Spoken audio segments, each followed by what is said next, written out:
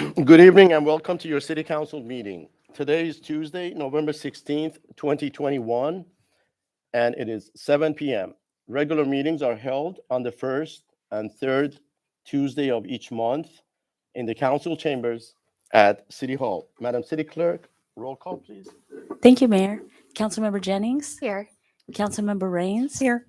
Councilmember Sharma, Here, thank you. Mayor Pro Tem Genoway, Present. and Mayor Minigar. Present. Thank you. We have a quorum. Thank you. Now I would like to ask Chaplain Jim Davis with the Orange County Sheriff's Department to provide us the invocation, please. Shall we pray? Our gracious Heavenly Father, we thank you for the beautiful community of Laguna Niguel. We pray your blessing on our families, our children, our young people. May your hand of protection be upon all of them, our schools, our teachers. We also pray for our deputies that are out in the field, protect and watch over them, as well as our firefighters. Thank you for all the blessings we have right here in South Orange County. What an incredible place to live. We also pray your blessing upon this meeting, that your grace and wisdom would abound. In your precious name we pray. Amen. Thank you very much. Now I would like to ask Scout Troop 773 to come forward to lead us in the Pledge of Allegiance, please.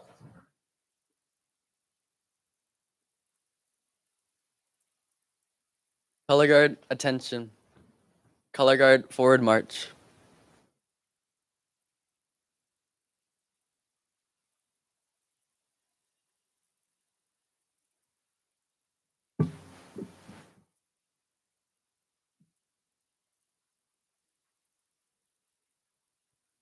Please place your right hand over your heart or salute. Please join me in the Pledge of Allegiance. I pledge allegiance to the flag of the United States of America and to the republic for which it stands, one nation under God, indivisible, with liberty and justice for all. Audience at Very ease. much. Don't go anywhere. We're going to join you in the well. Audience at ease.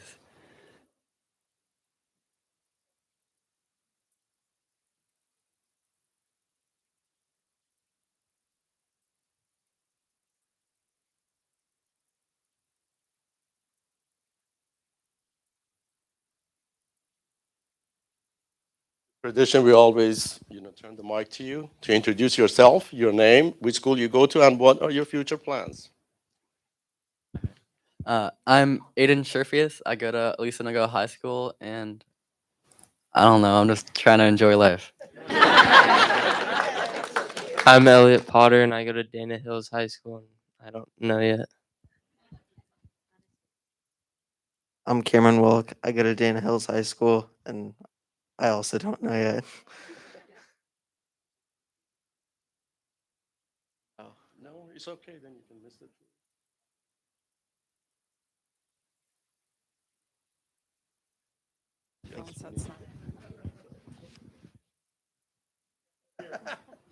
Okay.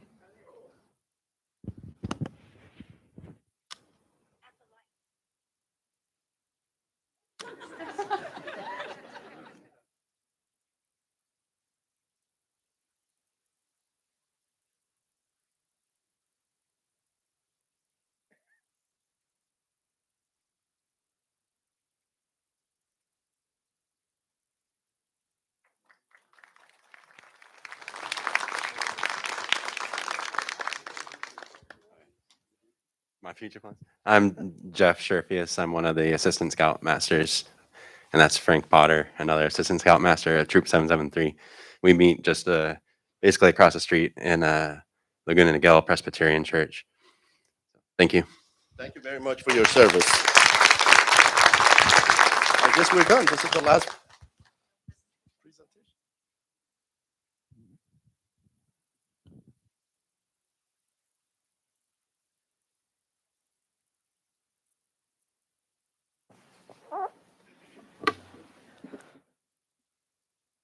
All right. As I said before, we have no special presentation this evening, so we will move on to public communications. Any person wishing to address the city council will need to complete and present a gold-colored request to speak form to the Madam City Clerk sitting there. These forms are available on the counter that is located near the door to the council chambers. Please be aware that the time limit will be 3 minutes for each person to speak. And tonight, especially, we want to be very civilized because I will be cutting off, that's within my power, from your 3 minutes if you're not respectful to any members of this great city council. To allow equal time for speakers, minutes may not be given to another speaker. You may have another person read your written statement. City Clerk Gomez, are there any other requests to speak forms besides the ones that I have here? There may be a few more coming, but not for general public comments. Very good. All right, the first one is public communications on e-bike safety. Melissa Caldwell. Please state your name, your address, and welcome to the City Council chambers. Thank you very much for having me. My name is Melissa Caldwell, and my address is 25421 Via Studio. Good evening, Mayor Menegar and Laguna Niguel City Council members. I am a resident of Laguna Niguel. I am also the Niguel Hills PTSA president, but most importantly, I am a mother of a child with an e-bike. So with that said, I would like to first say thank you to Chief Asencia for everything that he has done in regards to the Laguna Niguel e-bike action plan. I think it's been a great opportunity for our community, our students, and our adults to be able to be educated in regards to the importance of e-bike safety. I'm here to share with you that the Dana Point Police Services, as well as the Laguna Niguel Police Services, are hosting an e-bike education night tomorrow at the Dana Point Community Service. And I just wanted to let everybody know that it's at 6 p.m. There's a few flyers in the back. I didn't probably print out enough, which I apologize, but you could take photos of it. And I just want to say thank you so much, Chief Asencia, for everything that you've done for our kids, for our community. And I think it's super important for us all to be educated and given the opportunity to understand the importance of the safety of an e-bike, since it seems to be a booming trim right now with all of our children, as well as adults. So I just want to say thank you and let everybody know that they can come to the community center tomorrow in Dana Point and have the opportunity to be educated. So thank you so much for this time.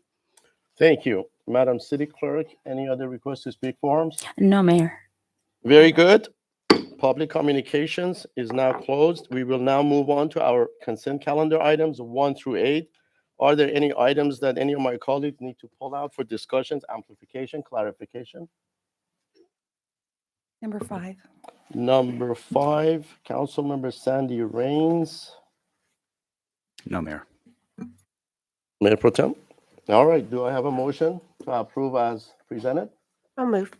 It was moved by Councilmember Kelly Jennings and it was seconded Second. by Mayor Pro Tem Elaine Genoway. All in favor say aye. Aye. It passes unanimously. Now we're going to move on to item number 5. Councilmember Sandy Rains, the floor is yours. Thank you so much, Mayor Menegar. The reason I pulled this item today is it's expressing our support for the Branhung Mendoza Tripartisan Land Use Initiative. Many of our residents were made aware recently that SB 9 and 10 had passed in the state legislature, which is taking away our personal property and land use rights and also our local control. So I just wanted to pull this and have our city manager, Letourneau, talk a little bit about what this support letter talks about and why it's important for us to continue to advocate to figure out another way to bring local control and keep local control in our city. So if you'll take a minute and just review that with us, I appreciate it.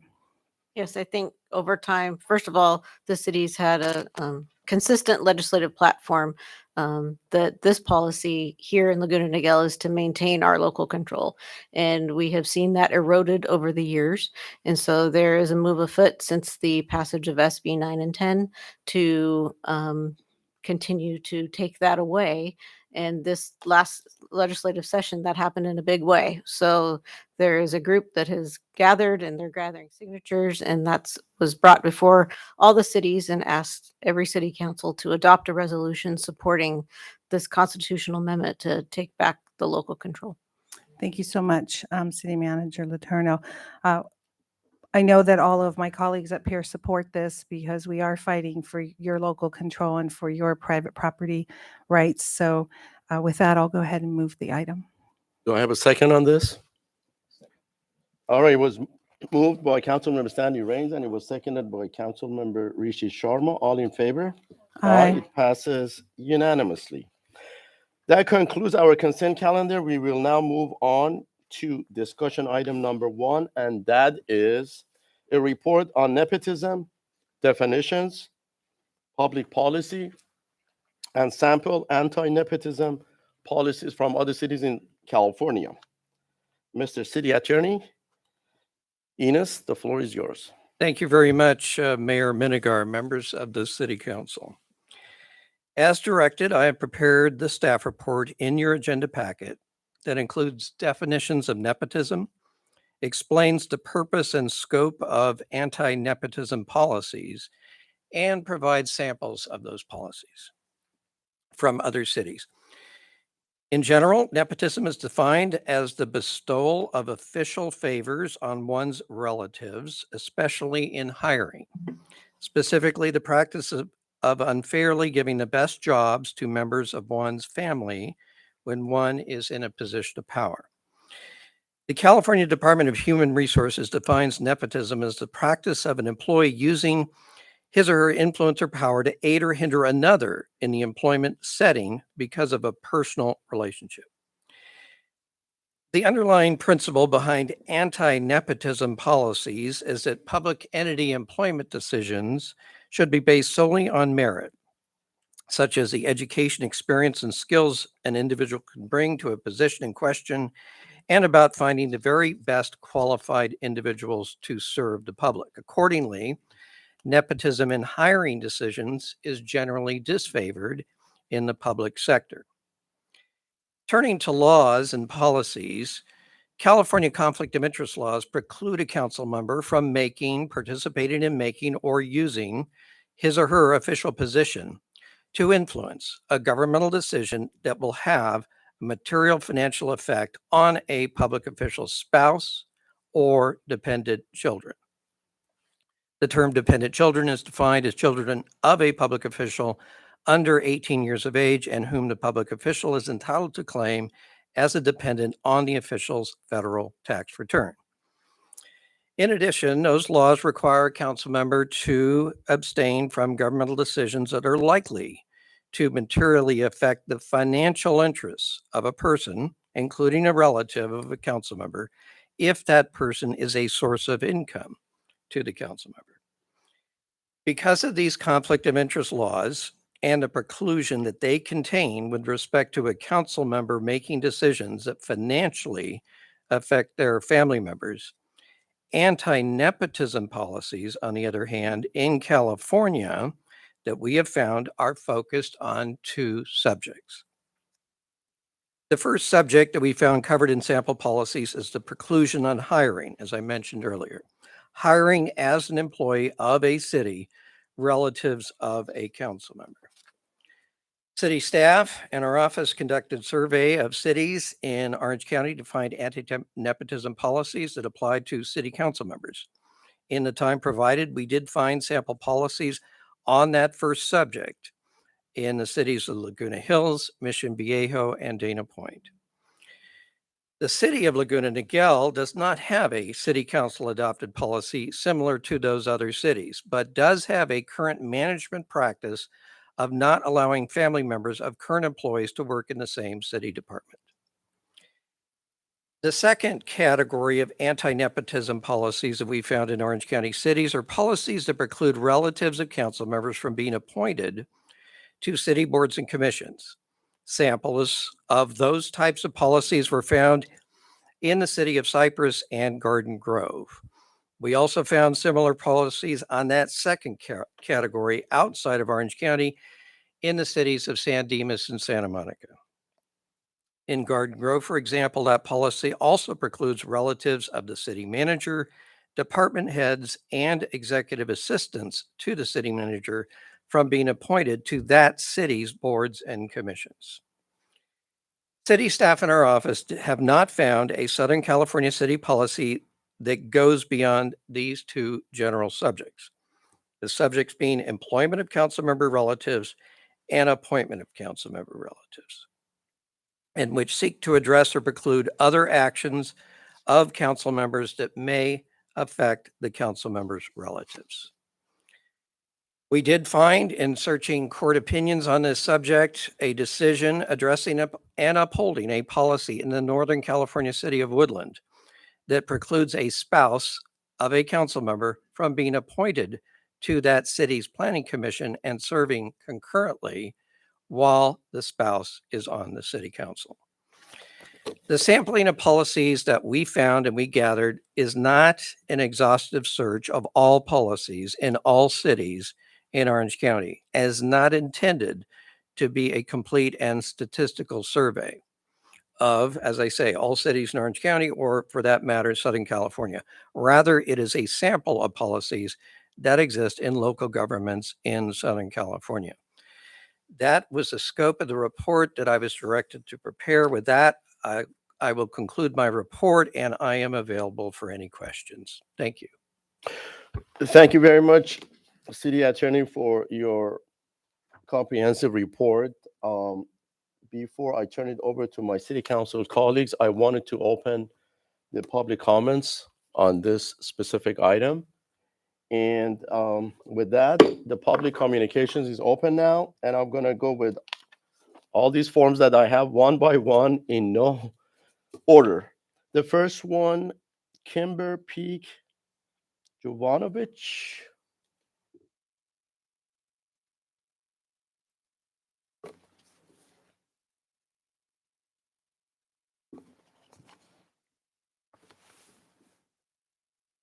I welcome you and your daughter to the City Council chambers. Thank you. Thank you. Do I need to address my name Yes, again? please, your name and your address. Sure. Please. Kimber Peak Jovanovic, and it's 5 Cosenza, Laguna Niguel. This is my first board meeting. Welcome. Thank you. Thank you. I've been attending a lot of Orange County Board of Supervisors meetings. It's different. We are very civilized here. Yes. Yes. I know all about those. And I I've been was going, there this morning. I've been Please going move to a on. lot of Orange County Board of Education. So I think as just as a mother and a business owner, I knew enough about the law not to break it, but I'm starting to learn a lot more about the law. And I think a lot of people are starting to be aware, right? So we, the people, everyone behind us, I don't even have anything like filled out. I have a crock pot of dinner and I'm not supposed to be here, but I'm here. So we're learning a lot that we, the people, elect you guys to represent us. So we've all heard of Facebook, right? And InstaFake, those social media pages that we all use. Facebook, ha ha ha. I'm here tonight because someone posted about this particular agenda item being talked about and wanting to be put on the agenda, and 2 council members opposed it. So it's Council Member Kelly Jennings and Council Member Elaine Ganaway, and I apologize if I said your name wrong, that you guys opposed this being on the agenda. That's what I took from this post that was put on a page having to do with like safety and things going on in Laguna Niguel. So that worries me because we should be very open and transparent and have dialogue about anything. And I think we're realizing a lot, if we don't have anything to hide, we can talk about anything. So it's interesting, on the way here, my daughter's here because my husband's flying home from a work trip. She wanted to know why I'm here. And I was like, well, I'm just going to tell her. She's like, I've heard of that word before. So we said, hey, Suri, look up the word, and exactly how you explained it is how it is. So this is my first meeting, and it is not going to be my last. I'm going to come to all of them. I've spoke with many neighbors that wanted to come, and we are a little baffled why 2 members oppose this open discussion. So just know that we the people, we are here and we're aware and awake, and a lot more of us are going to come, and we hope that you're going to do the right thing and keep this an open dialogue, and there's going to be none of that going on in Laguna Niguel. So thank you very much for your time. Thank you, ma'am. Next, Alicia Rhodes.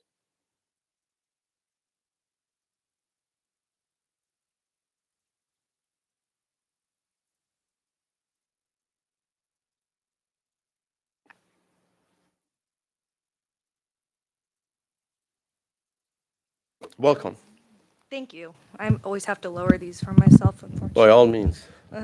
Hopefully I don't. All right. Good evening. State your name and your address, please. Alicia Rhodes, 28071 Pinnacles Court, Laguna Niguel. Okay, so it was brought to my attention that a couple of board members voted no on a request to discuss the ethics of nepotism. This country, and especially this state, is living through a time of unprecedented government overreach. The corruption is so widespread, we are drowning in a sea of oppression.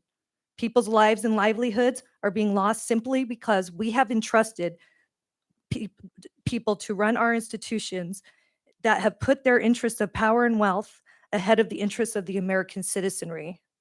One thing the citizens have learned from this is that we must have a vigilant watch on our local leaders. Sorry, I'm not good at these public things and I lost my spot. Okay, for that is where we have the most influence. This is where we must start in the race to fight the plague of tyranny overtaking us. So a no vote on ethics in today's climate is completely unacceptable. We as citizens must demand the utmost adherence to ethical standards. There is no room for anything else. And thank you for your time. Thank you. Next, Mr. John Ulrich.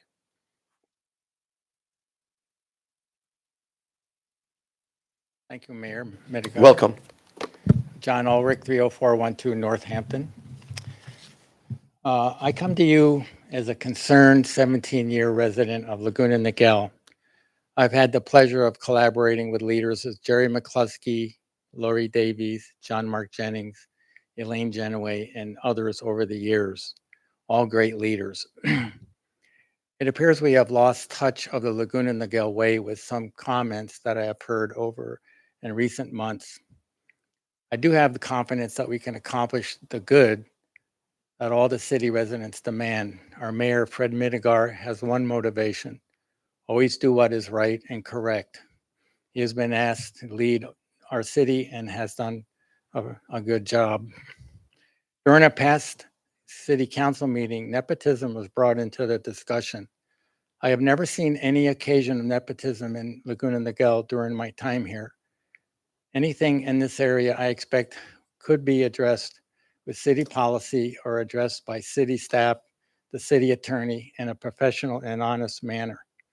Transparency, thank you, and the truth must be top of mind in any discussion that is framed with a political agenda must be deemed unacceptable. I would expect the city would address anything that may be viewed as clearly politically internally without airing out in a public forum. Simply discussing with the city attorney or city staff would have been the proper method to best understand if any issues existed, certainly less costly. It does not appear nepotism comes into play concerning any family member of our city council members. Our list of potential candidates in the future, once elected, no relationship would exist with a serving city council with any family member serving that would influence any commission or positions of importance. Also, so-called family dynasty labels were also put out there by some. Not an issue. I would be in favor of having anyone, regardless of name, that is well qualified based on experience and overall qualification to contribute to our city, assuming the city adheres to the city hiring guidelines. We are lucky to have several candidates that would be nice additions to Laguna Niguel. Every candidate has a constitutional right to seek an office. However, I want only what is truth and zero dirty politics. A high priority concerning integrity and character are high on my list. I would demand nothing less.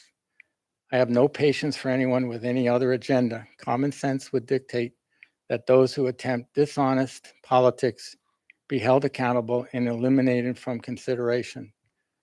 The city will be better for it as we come together, and we must demand what is good and best for city council. Nothing less. Thank you. Thank you very much. Next, Helen DePani. Welcome. Thank you. Mayor Meniger and City Council members. Helen DePanny, I live at 13 Byron Close, here in Laguna Niguel, of course. And it's a privilege to have resided in Laguna Niguel for 29 years. Our community has always been safe, beautiful, and has a reputation for being, and I quote, a well-run city. Our elected representatives are people of integrity, and I appreciate and admire your leadership. Because transparency and accountability encourages trust and cooperation, these values are irreplaceable in leadership roles. As a responsible resident of Laguna Niguel, I believe it's essential to be aware of the issues existing in our city. Any concept which might appear to violate integrity about anything relating to our city should never be ignored. There is an issue right now which has arisen and requires discussion among city council members. To dismiss or refuse a discussion regarding this matter or any other matter of concern, in my opinion, undermines the integrity of those involved. I trust any discussion pertaining to a nepotism ordinance will be welcome. Again, thank you for your outstanding leadership as you pursue this important discussion. Thank you. Thank you, ma'am. Next, Tom Don.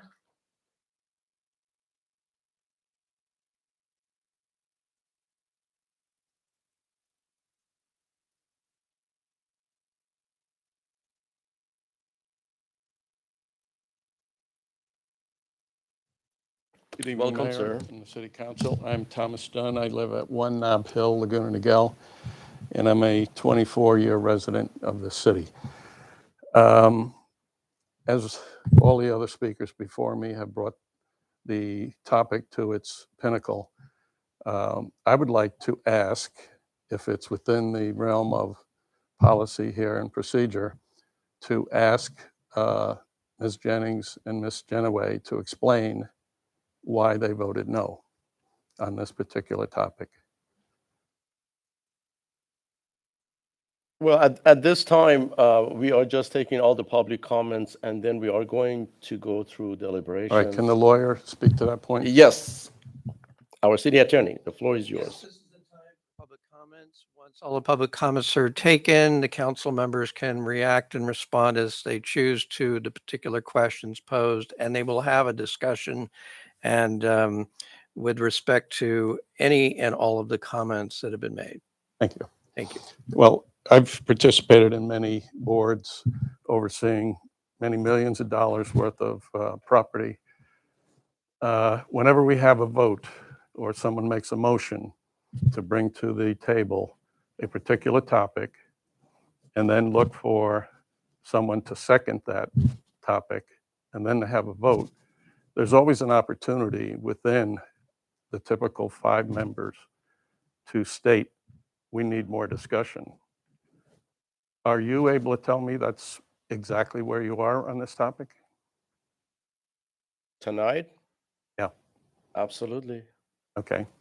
And why was there no discussion put into the minutes?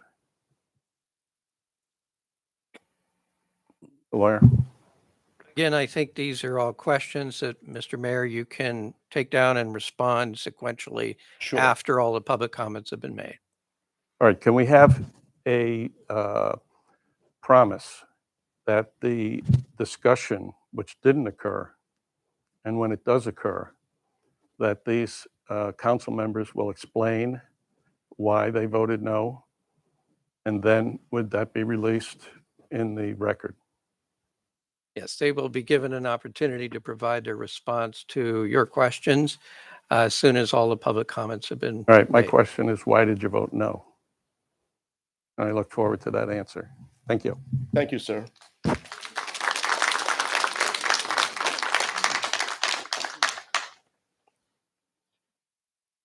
Next, Mr. Don Stokes.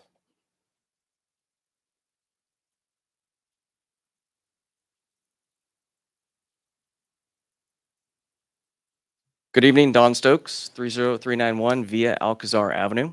Welcome. Thank you, Honorable Mayor and fellow council members. I stand before you tonight imploring action to address concerns surrounding activities of the City of Laguna Niguel's elected officials. Our great city is just that because of a strong sense of community partnering with you, again, our elected officials. The foundational approach to government is that of ethical and transparent actions. Our city's values are integrity, excellence, innovation, security, quality, and service. What's missing? Ethics. The core values of your actions don't stop where the words stop. It has come to my attention that members of this council have strayed from fairness, transparency, and equity. One might even label it as bullying or coercing to obtain the desired result. I vividly remember the previous council meeting in which Councilmember Sharma raised the concern and labeled it as enlightened. I paraphrase. Recall from your inauguration, you took an oath and pledged to have your constituents' best interest at hand and operate ethically during your tutelage. Regarding discussion item number 1 of today's agenda, I recite the following. The city does not have an anti-nepotism policy. I request an anti-nepotism policy to be adopted and adhered to by the city council and city staff as a whole. As residents, we must ensure a democratic approach in which key positions on commissions and committees become occupied through objective appointments rather than personal ties. So as one of your constituents, whom all of you represent, I implore you to adopt and implement an approach built on sound ethics, fairness, and transparency. So the visionary statement, the pursuit of happiness in this city's strategic plan, can be a reality. Thank you for your time this evening. Thank you, sir. Next, Mr. Paul Weidlock.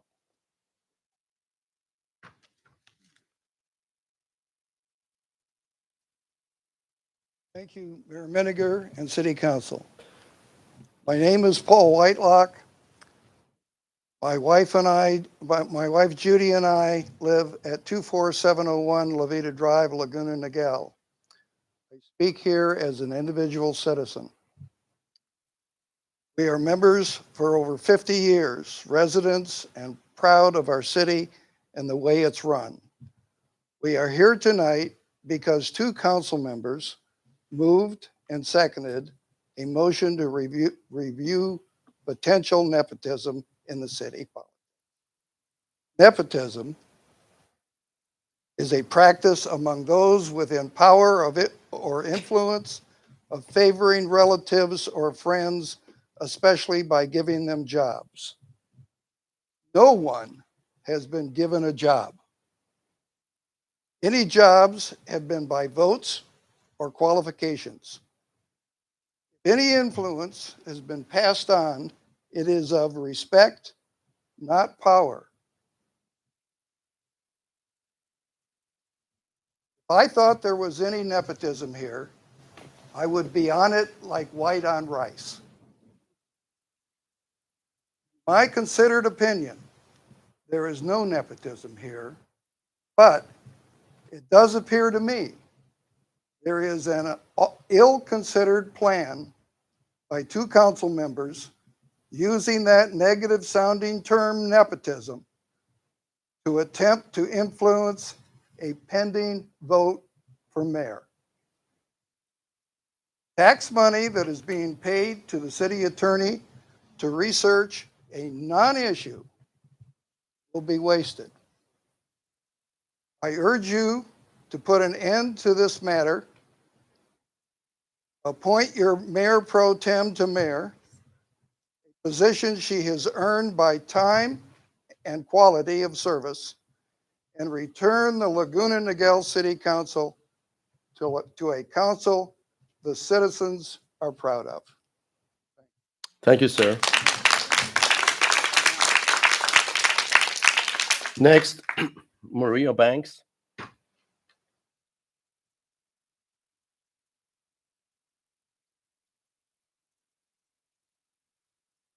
Welcome. Good evening. Yes, good evening. Thank you, Mayor Minigar and City Council members, and thank you for giving me the opportunity to speak. My name is Maria Elena Banks, and I reside in Dana Point. I serve on the City Council Commissioner as Arts and Council for Dana Point. I'm also on the board of Dana Point's Entertainment and Arts Council.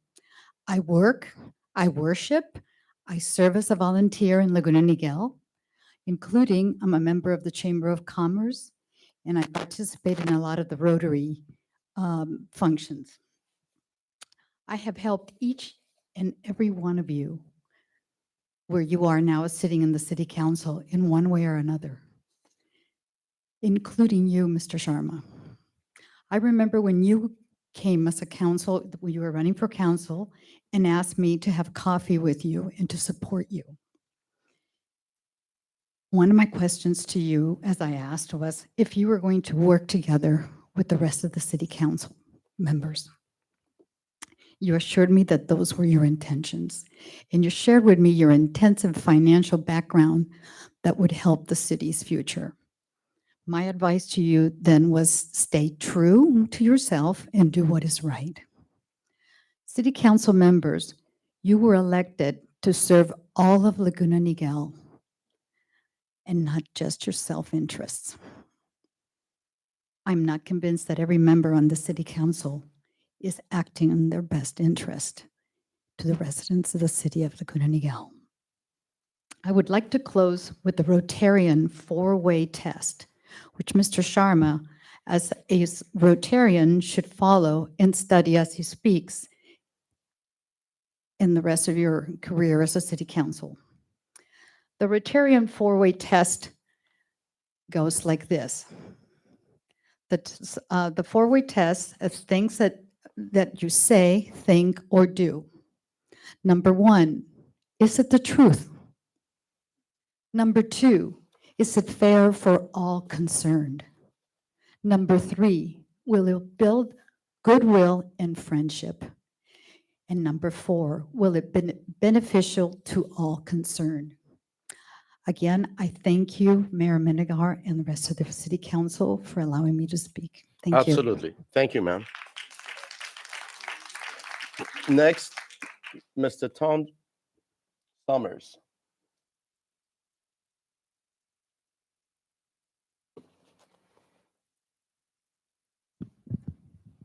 Good Welcome evening, back. Mr. Mayor, and council members, and fellow citizens.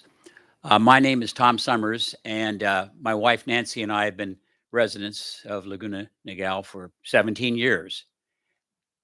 We didn't hear of this meeting on Facebook and the agenda item.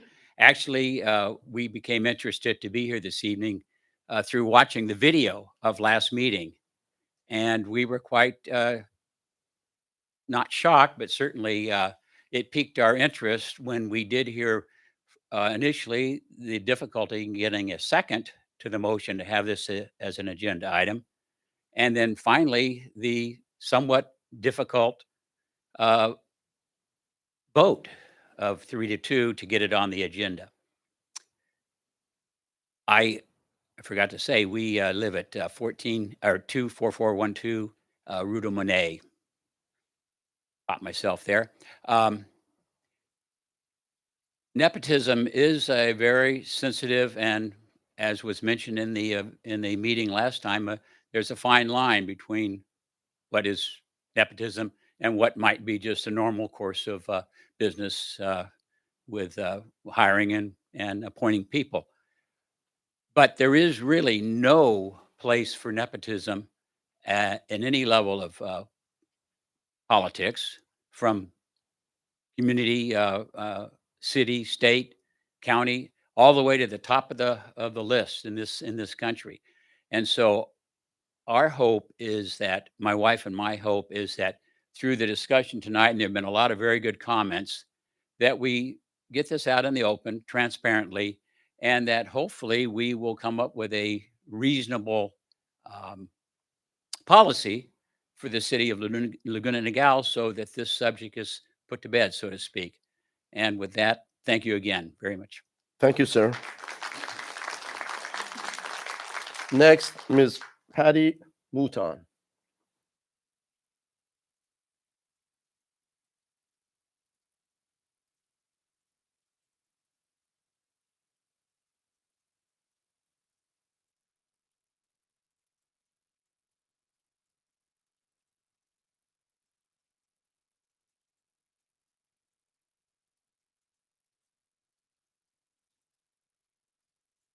Thank you. Sorry, I'm slow. I had foot surgery last week, so I'm Welcome. I recuperating. hope you're getting better. Good evening, Mayor Minigar, Mayor Pro Tem Genoway, City Council members, neighbors, and friends.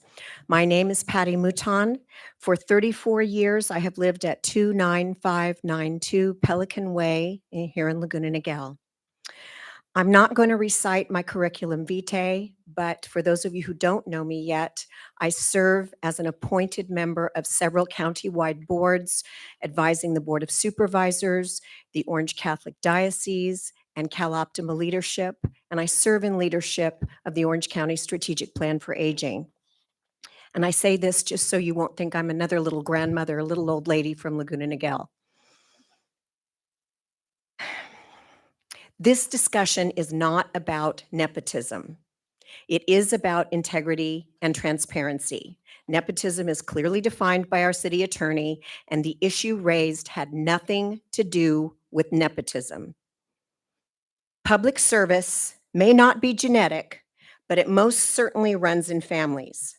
People with the inclination to serve via elected office should be celebrated, congratulated, and respected for their willingness to make the sacrifices necessary to serve. To suggest otherwise is to ignore not just our constitutional rights, but the rich history of family members who followed the examples of service of their immediate and extended families throughout the United States at all levels of government, of all political philosophies and party affiliations, dating back to the Founding Fathers. All 50 states have legacy families with members of the same and subsequent generations holding elected office. Res ipsa loquitur. The thing speaks for itself. 4 families in America have had 2 members serve as US presidents: Adams, Harrison, Roosevelt, Bush. Other noteworthy political families include Taft, Kennedy, Udall, Romney, Rockefeller. Loretta and Linda Sanchez became the only sisters to serve in the United States Congress at the same time. In 2008, 3 Udall cousins, second and third generation family members to serve in public office, were nominees for congressional seats for both major parties, and 2 won their seats in different states. In the interest of time, I will not cite all the examples of familial public service that I found. You got 3 minutes, so. Okay, I provided the council members with those citations representing this phenomenon in 46 additional states and more than 1,000 legacy families. And you have the thick packets that I gave you printed in red. You have 10 seconds. To attempt, I ask that I be allowed to finish. I'm almost done. I To can't- attempt to impugn the impeccable character, ethics, and motivation of the Genoway family because Raymond, the son of our Mayor Pro Tem Elaine Genoway, has expressed interest in public service in the city in which he resides is mean-spirited and short-sighted. To do so publicly from this dais shows bad manners, ignorance of the process, and poor judgment, and I would say a decided lack of transparency and integrity. Thank you for your comments, ma'am. It I shows have an to treat ignorance of US everyone- history. I'm going to Ma'am, finish. Ma'am, It smacks of malodorous political brinksmanship. I voted for each one of you on this dais. I worked in several of your campaigns.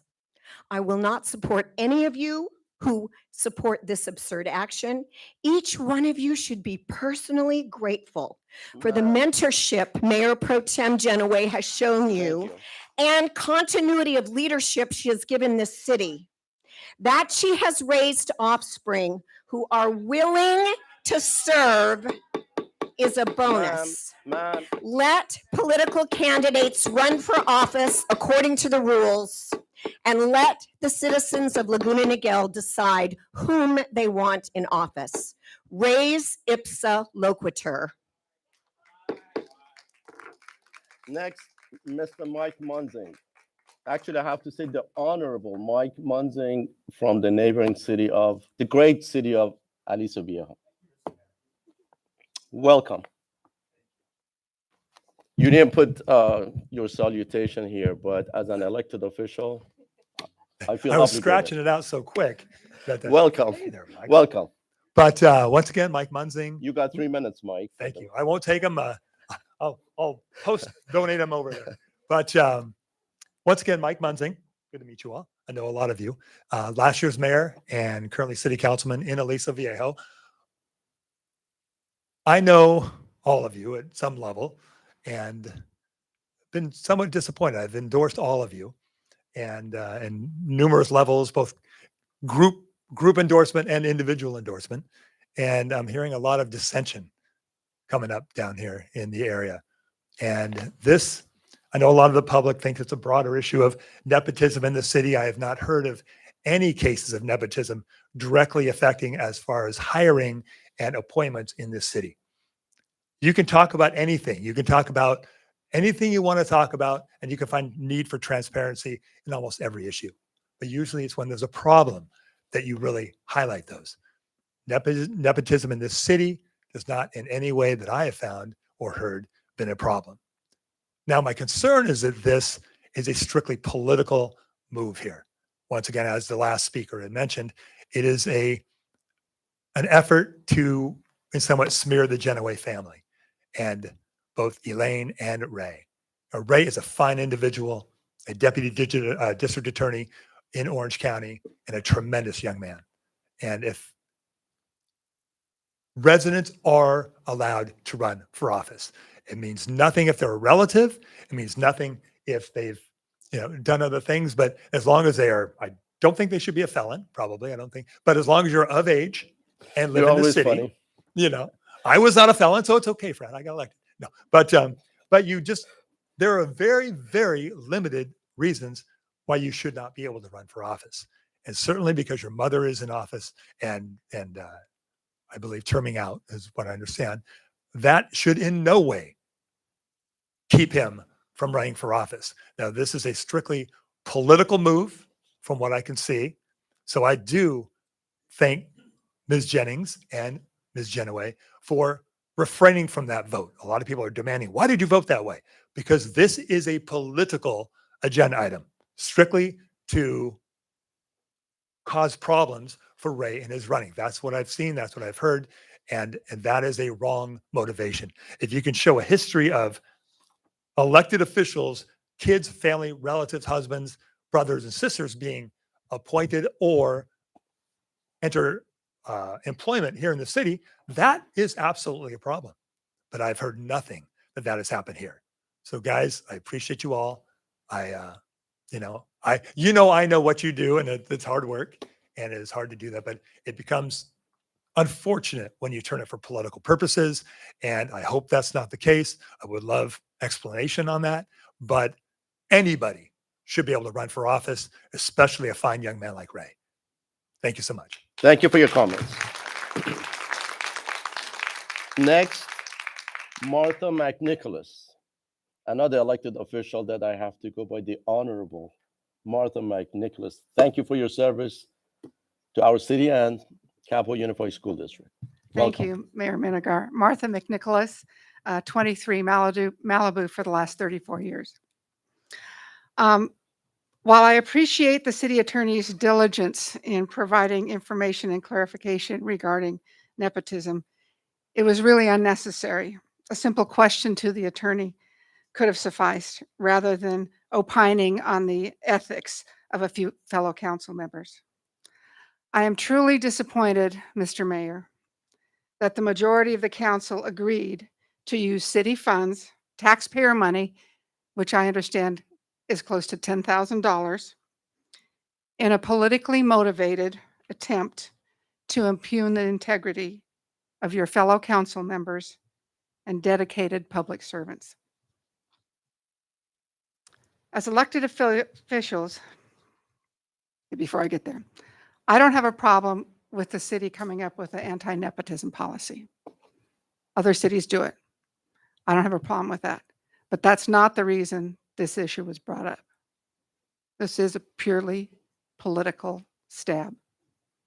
As elected officials, I want to remind you that it is improper, unethical, and probably illegal to use city resources to attempt to influence the outcome of an election or to prevent a qualified candidate from running for an open seat.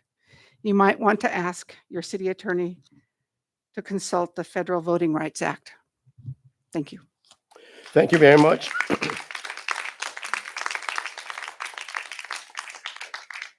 Next, Marcia Reed.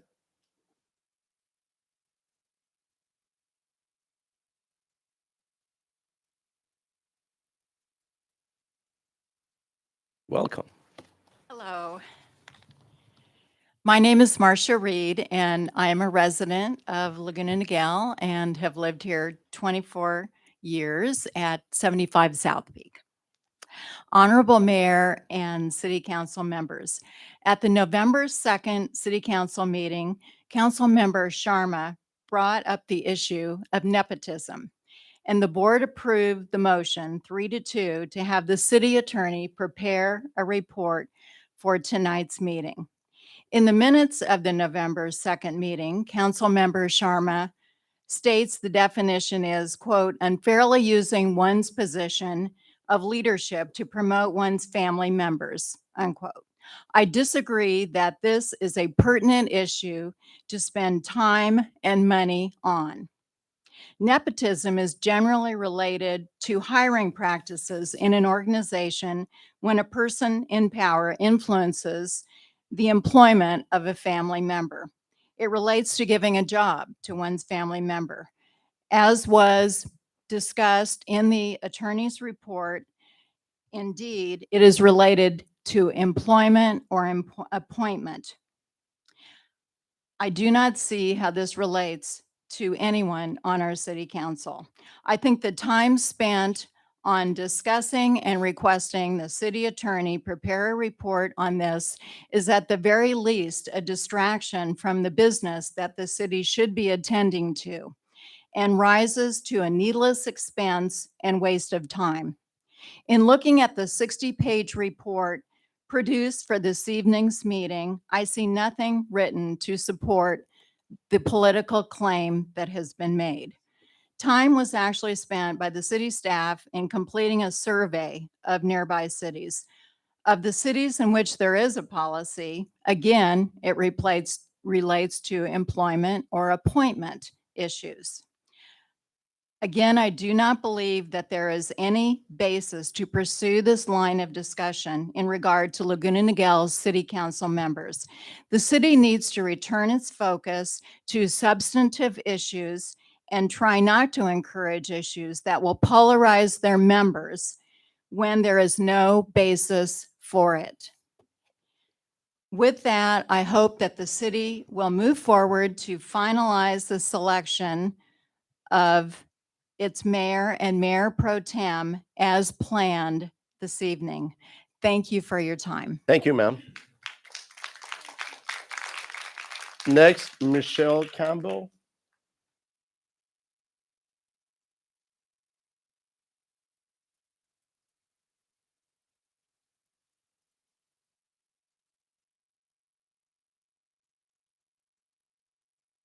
Welcome, ma'am.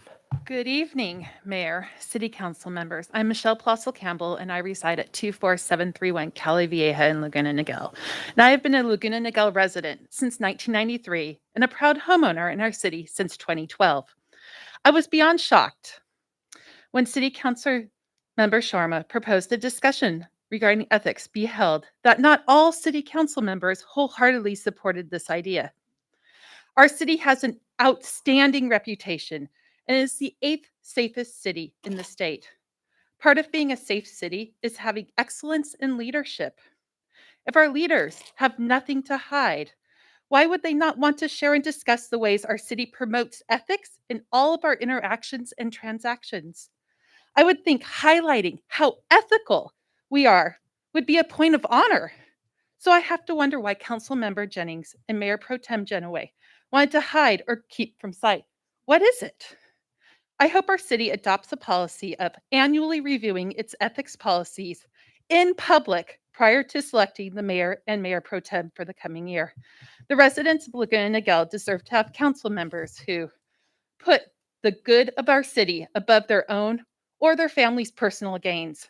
This lack of willingness to even review and reflect on the city's ethics trainings and policies makes one question. So please take concrete actions to 1, establish an annual required ethics training for all council members, and 2, a public review of ethics prior to the annual appointment of our next mayor and mayor pro tem. I appreciate Councilmember Rishi for highlighting this important issue and bringing it forward to ensure Laguna Niguel continues to be a safe city with an amazingly positive reputation. Thank you. Thank you, ma'am. Next, Robin Frankenfield.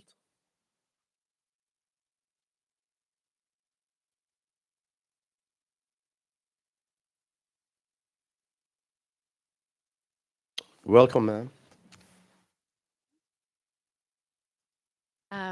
Good evening. My name is Robin Frankenfield. I live at 5 Ridge Rock in Laguna Niguel. Good evening, Mayor Minigar and City Council members. I've lived in Laguna Niguel for 35 years, been a homeowner for almost all of that time. I moved to Rancho Niguel when Laguna Niguel was not even incorporated city. I am concerned to learn that after 32 years of cityhood, Laguna Niguel has not adopted a nepotism policy. I've listened to everything tonight, and I still go to why 2 no's? If there's no issue, why not adopt a policy? Every neighboring city has one. It may not be for this issue, but it might be for next year. I have a 17-year-old son that's going to be voting next election. What do I tell him about values and ethics? Our city by the sea community is ranked one of the 8 safest cities. Families are born and raised and stay in the city, so it would make sense that generational families live in the same community. Serving our city is one option to give back and contribute to one's hometown. However, multi-generational can pose a conflict, even if there is an appearance of conflict, if more than one family member sits in the same employment within a city. Currently, I can't have my child come with me and to my job, nor can I have him fill in for me if I'm unavailable. My child is not an employee of my employer. Why would the city not be held to the same standards? If no nepotism issue, then why vote no? Our city deserves to have complete transparency in our elected leaders. Setting a policy to address an issue of nepotism is the right thing to do. To do the right thing here tonight does not have sides. Leadership and openness is what is required, what is expected. So tonight, Mayor Minigar, I ask you to be on that right side, the right side of ethics tonight, the people's side. Endorse and direct city attorney to draft a nepotism policy for the end of the year to benefit those for years to come. As I said, as a mom of a teenager who's going to be voting in our 2024 election, our next generation deserves nothing less. Thank you for your time and dedication to the people that you serve in this city. Thank you, ma'am. Next, Mr. Robert Ming. Another one, I have to say, the Honorable Robert Ming. He's the former mayor of this great city.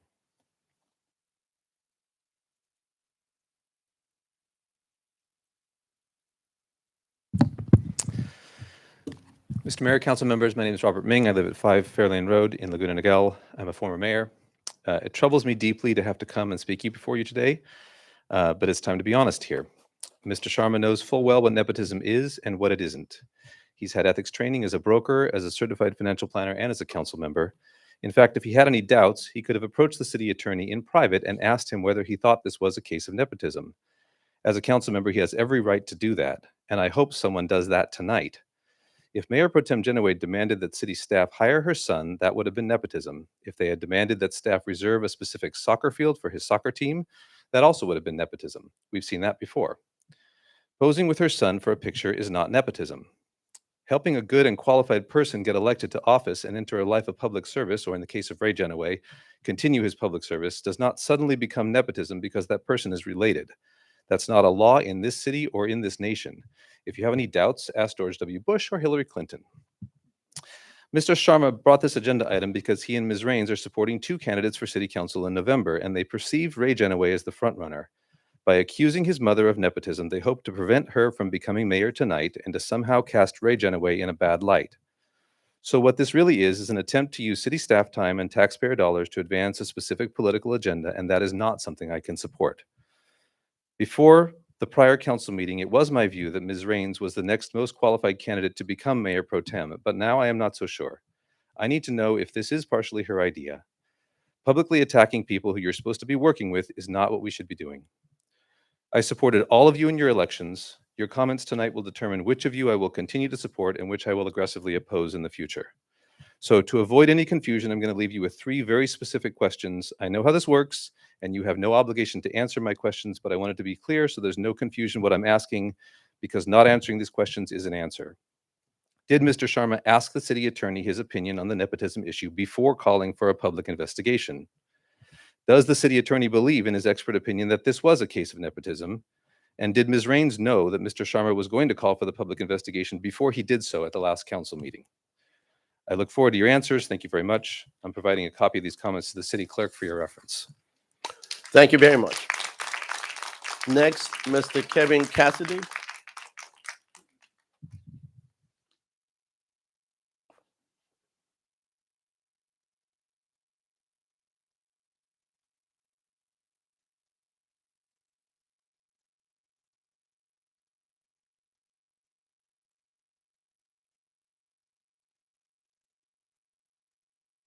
Welcome. Good evening, Mr. Mayor, members of the council. My name is Kevin Cassidy. I reside at 25562 Route Terrace in Laguna Niguel. I have lived in this city for 15 years, and I dearly love it today as I did 15 years ago when I moved here. You, as a government, and the city governments before that, before you present sitting here, have done a fantastic job keeping Laguna Niguel a highly desirable place to live for all of us. As a business owner, I take a deep interest in every facet of my business. I have to. I am ultimately responsible for the quality of my services. Let me give you another example. If I were to book a flight on an airline, I would like to know that the flight crew took all the necessary steps to ensure that they have thoroughly trained in all procedures, both standard and emergency, for the safety and well-being of all who engage their services, to ensure they provide the best service possible. This brings me to the problem at hand, Mr. Mayor and the council members. It is my understanding that 2 council members, Genoway and Jennings, have voted no on a motion to simply have a public discussion about ethics. That's 40%, that's almost half, did not want to have a public discussion on ethics. In fact, if we have 2 votes no on this subject, proves that we need to have a public discussion on ethics. This is a case where it should not be a behind closed doors discussion. Like me and my business and my sample airline crew, this city council has a duty to the citizens of this city to run it as best as you possibly can.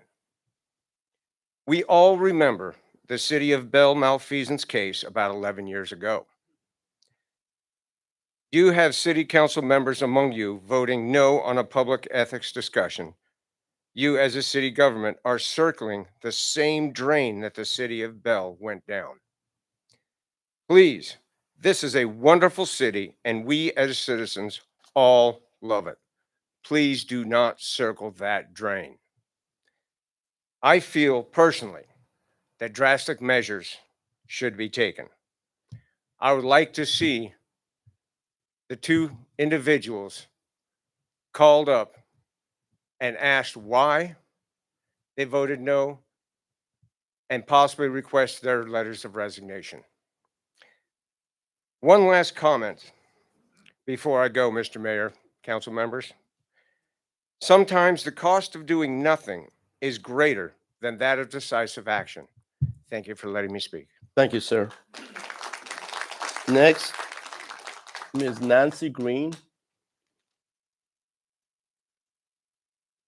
I'm Nancy Green. My address is 29262 Roostery in Laguna Niguel. Welcome. Thank you. And I just want to mention that the Udall family that was spoken of earlier, that's my family, and we've slightly mischaracterized. Just need to kind of clear that up. Just very quickly, we come from a long line of Udalls. Very quickly, I have resided in Laguna Niguel now for approaching 20 years. I believe Laguna Niguel to be one of the nicest places to live in California and possibly in the country. The best. Well, maybe we all agree here about that. I am proud to live here, and I take a great interest in our future. And because of that interest, I did watch the video from the last council meeting.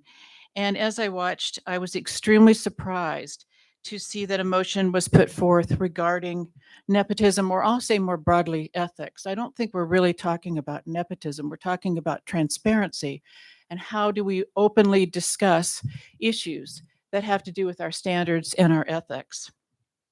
Frankly, I was a little bit surprised that there was even a motion necessary for this, because I would have expected that as elected leaders, as a community, these are topics we would be having on a regular basis. We do it in our workplace. I would expect these ethics conversations to take place on a regular basis. So seeing a motion was surprising to me. But even more surprising was that some were not in favor of this motion. And I have a deep curiosity as to why. Why wouldn't you want to have open, transparent conversation about ethics of all kinds, nepotism specifically in this case, but all kinds of ethics? So I think we need to make sure that on a local level, these are conversations that need to take place all over our country, in our workplace, in other political areas, and they need to start at the local level. So I'm curious why somebody would not want to have these open, transparent conversations. That was a question that was brought up earlier, and I hope that we get an answer to that, because I think it's important. And I would ask that tonight you will be making a vote for mayor. I think it's most important that we have a mayor that is committed to transparency, to openness, and to talking about standards, which we should be guided by and which we as a community should exemplify. Thank you. Thank you. Next, Ms. Meredith Chillem. Butchlemi? If I butchered your last name, I apologize.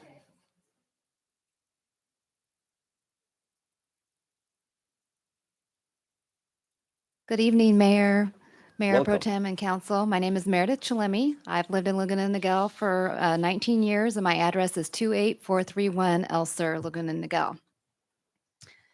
So as others have mentioned, families often have unique characteristics and traditions that are passed down. We all know families that have many teachers, many physicians, and so on. Some families, like the Genoways, have a culture of public service. Public service is not nepotism, and running for public office is not nepotism. They should not be seen as things that are inappropriate that need to be investigated.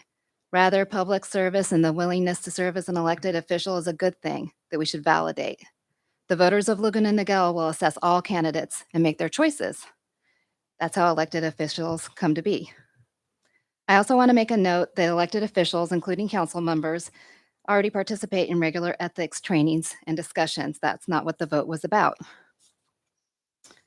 As a member of the Senior Citizens Advisory Committee, I interact with the Mayor Pro Tem on a regular basis, and I also want to note that I really respect her professionalism and integrity.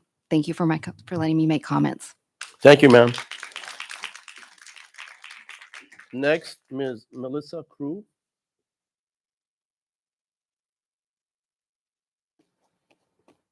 Welcome. Hello, how are you? Thanks for your service, everyone. My name's Melissa Crew. I live at 5 South Peak, Laguna Niguel. So on December 5th of last year, actually, I wrote my one and only public comment ever to the city of Laguna Niguel. And it was my it was actually my one and only public comment written to any city anywhere ever. I am not a politician. I am not an honorable someone, but I am a resident of this city.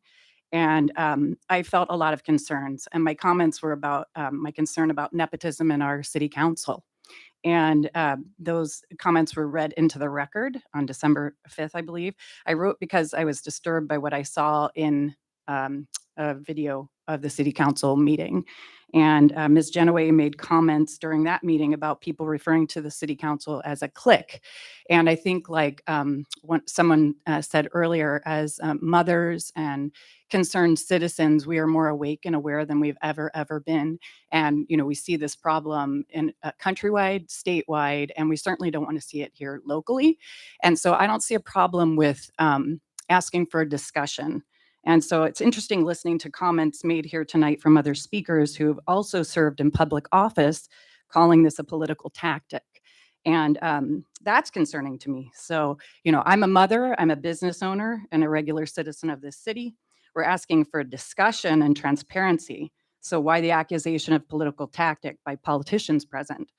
They came out in force tonight from other cities, I noticed. And is this a political tactic? So I'm here again to make my second public comment, because my first comment about nepotism took place 1 year ago. And so this is my second public comment in the city of Laguna Niguel. It's on the same issue, and we want a discussion. We want a policy put into place. So at the last council meeting, council member Rishi brought forward something, and I think very bravely, because when you're put into this position, you're not put here to all agree on the same topics. You're here to serve your community, the best interests of your community. You're not here to just have your clique and your friends. So the motion was set forth by Mayor Minigar, and 3 members voted in favor of discussion on ethics, and disturbingly, 2 council members voted no, and that was Mayor Pro Tem Genoway, who interestingly does have a son who is running for city council, which 1 year ago he was not running for city council. So you know, I brought up this concern a year ago. So I had it was not on my radar at all that your son would be running for city council. Another issue is Kelly Jennings is married to our former mayor, John Mark Jennings. So, you know, I think out of a city of thousands of people, certainly we have really qualified people besides just the family members and the same people coming in. So anyway, so that's why I'm here tonight. These discussions are extremely important to have, and I'd like for you, Mayor Minigar, to dig into why the 2 council members voted against the transparency about potential conflict of interest in our city.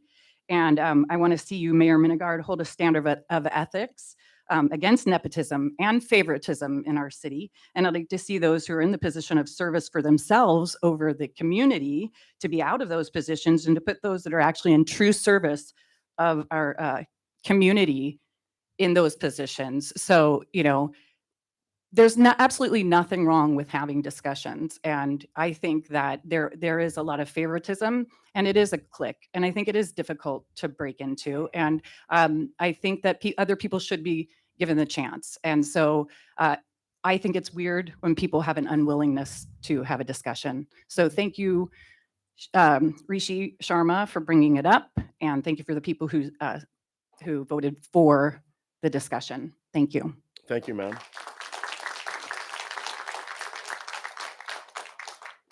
Next, Ms. Denny Christensen.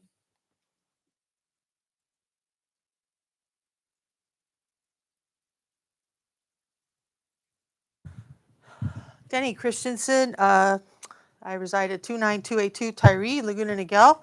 I've been a resident for 34 years, and I'm also the recently retired principal of Aliso Niguel High School. Shortly after the council's recent meeting, I viewed the archived meeting video that was available online, and I heard comments regarding nepotism in city elections. And having a pretty firm understanding of what nepotism is from my years working in aerospace and government contracts, I didn't understand the need for that. However, I think we could all agree that the city could benefit by additional study of ethics or whatever that involves. But I think we're conflating a lot of different issues here.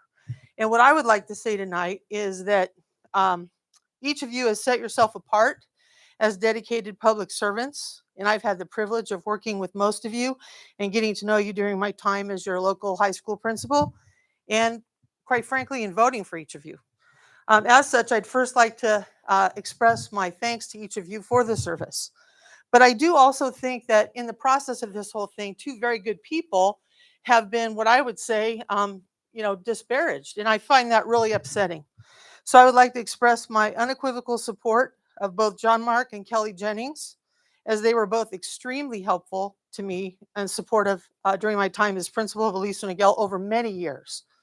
In addition, Councilmember Genoway, who I've known for 25 years, has in her various leadership roles in the city always been a constant source of support, advice, and assistance to me throughout my entire career in education in the city.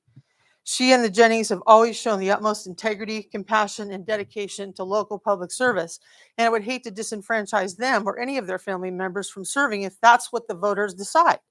And ultimately, I think that's what we're talking about here. The voters decide who is on the city council. And if there are other people that are more qualified or want to do it, then let them run and be elected. And I'm fine for that. I want to do so. I just want to say I also firmly support the candidacy of Raymond Genoway, one of my former journalism students, and a kid who worked harder than any kid I've ever seen in high school. It was Wolverine of the Year. He was 17 years old, going on 30 when he was in high school. He was mature far beyond his years and full of the exact same kind of impeccable character and integrity and desire to serve that you would hope to see in someone who would later pursue a law degree and go on to become a deputy district attorney. I'm thrilled that he's now decided to pursue his candidacy for our city council. And if the will of the voters are that he is elected, then I know he will do so in an outstanding manner. I find nothing noteworthy or concerning regarding people from the same family wanting to support one another's candidacy and running if that's what the voters decide. It's my hope that in the weeks and months ahead, our city's leaders will each embrace the election process in the Laguna Niguel way. And that's with spirited competition and campaigning, but also with dignity, collegiality, and compassion for one another, because this has been our established city culture. Thank you. Thank you, ma'am. Next, Mr. Robert Brown.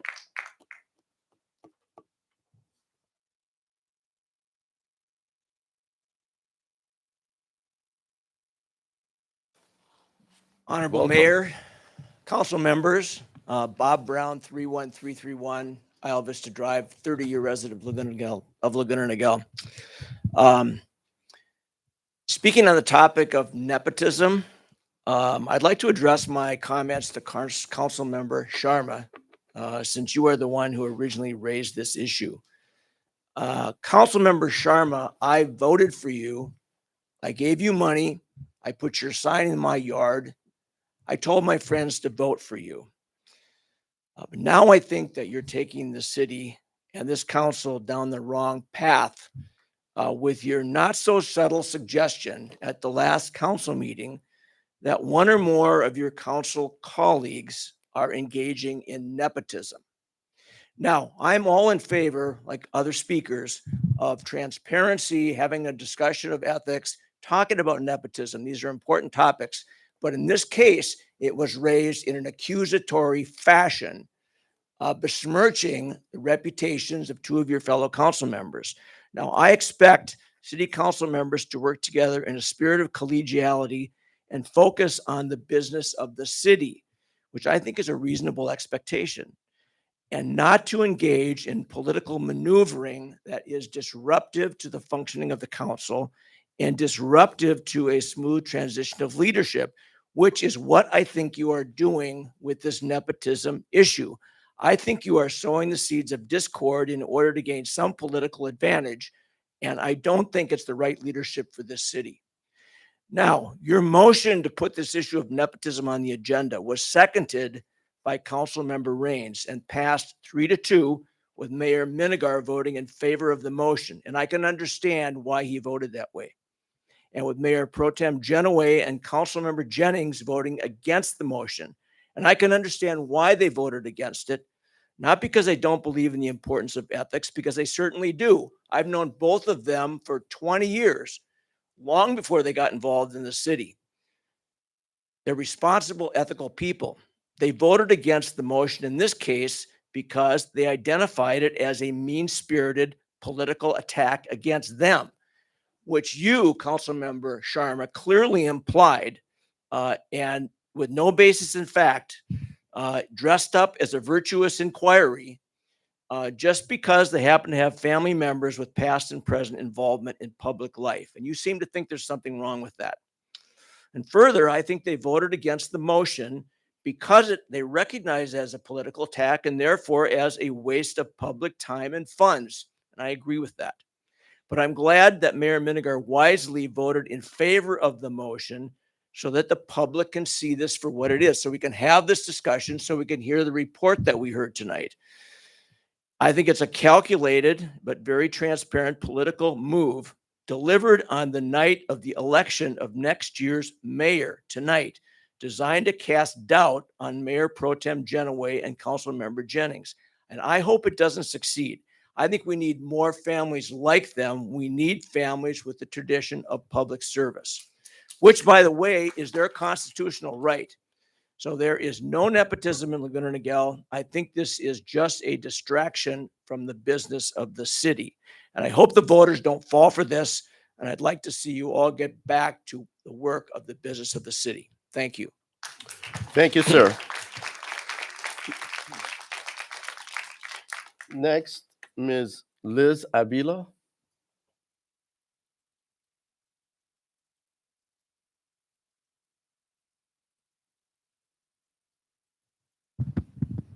Welcome. I think I'm going to hold it. Good evening, Mayor Minigar and council members. My name is Liz Avila, and I live at 58 Mallorca here in Laguna Niguel. I have been a resident and have been here for 18 years and proud to live in this city. I have raised 4 children in this great and safe community. Over the years, I have been here with my children, attending many events, and have seen the city council work together with respect, integrity, worked as a team, and most of all, in the best interest for our residents, for us. I have taken pride and had seen how well our city is run. This discussion tonight is very unsettling, and after hearing everybody and reading the report from the city attorney, has nothing to do with nepotism. It is very clear in the report from the city attorney. However, it is an attempt to target the reputation of 2 council members, Mayor Pro Tem Genoway and Councilmember Jennings. They work tirelessly for us, tirelessly and with integrity and transparency for us, our residents, and also our local businesses.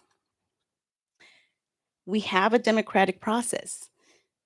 Qualified residents, as we have heard earlier tonight, can run for city council and will be voted to the city council by us and only us, the 67,000 residents here in Laguna Niguel.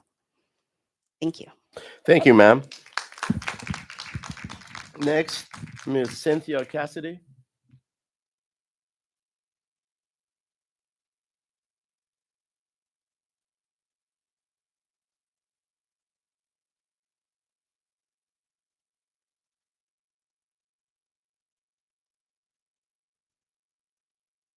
Welcome.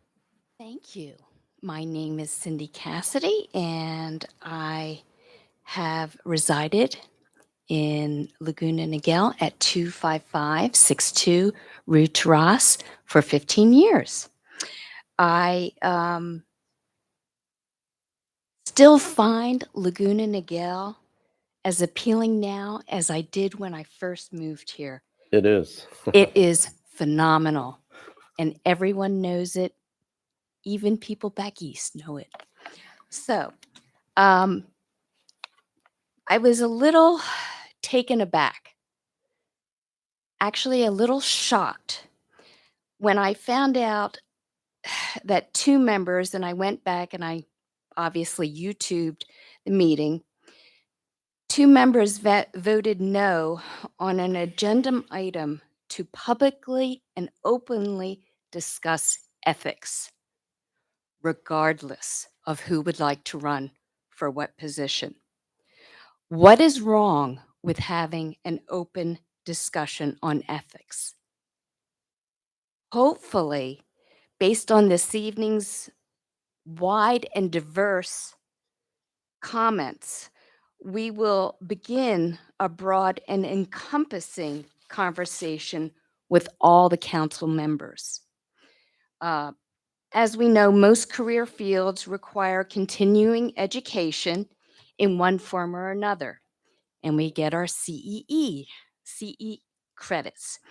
Perhaps the council needs continuing education on ethics to bring back that topic to the forefront. You have all been tasked with running a city, and the citizens expect ethics to be applied to every decision you make. I would like to see our local government still working correctly. Thank you very much. Thank you, ma'am. You're welcome. Just to the public, I do have a gold colored card with no name on it, and it says anonymous. You need to state your name. No one's claiming for this form?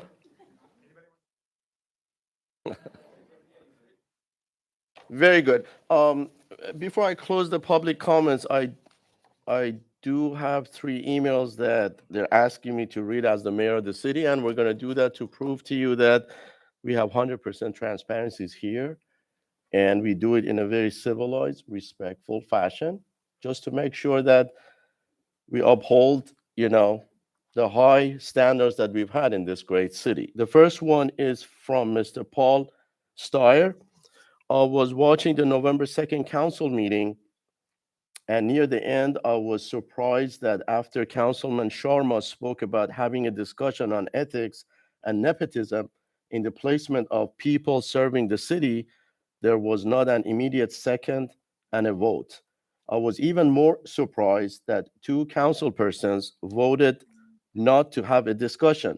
This is a major concern. Whether anything was to be added to city rules or structure as a result of a discussion, the community needs to be assured that the best people are in place to serve them. The people serving the city should be there because of their qualifications, not their relations. An organization is best served with a diverse base of input. People who are close or related will most likely share similar views and not add much to solutions to problems. This is not good. The larger the variety of opinions, the greater the pool of ideas to choose from. Why would council persons not want to assure the community that they are leading the city with the highest ethics and the best people in place? As I will not be able to attend the upcoming city council meeting, I ask that my statement be read into the record at the upcoming meeting. Here you go, Mr. Paul Styler, if you're watching us. Next is from Kurt and Irene Travis. Please have Mayor Minigar read this into public record for November 16, 2021 meeting. This email is regarding to the November 2nd, 2021 City Council meeting. As 25-year residents, we would like to address our concern about a vote to discuss an alleged incident of nepotism among our city council members. We were in disbelief to hear that 2 out of 5 Laguna Niguel City Council members would vote no to have an ethical conversation about nepotism possibly occurring in our city council. Mayor Minigar, have you investigated this? The 2 council members who voted no will not get our future support for any position in Laguna Niguel since they do not stand for transparency.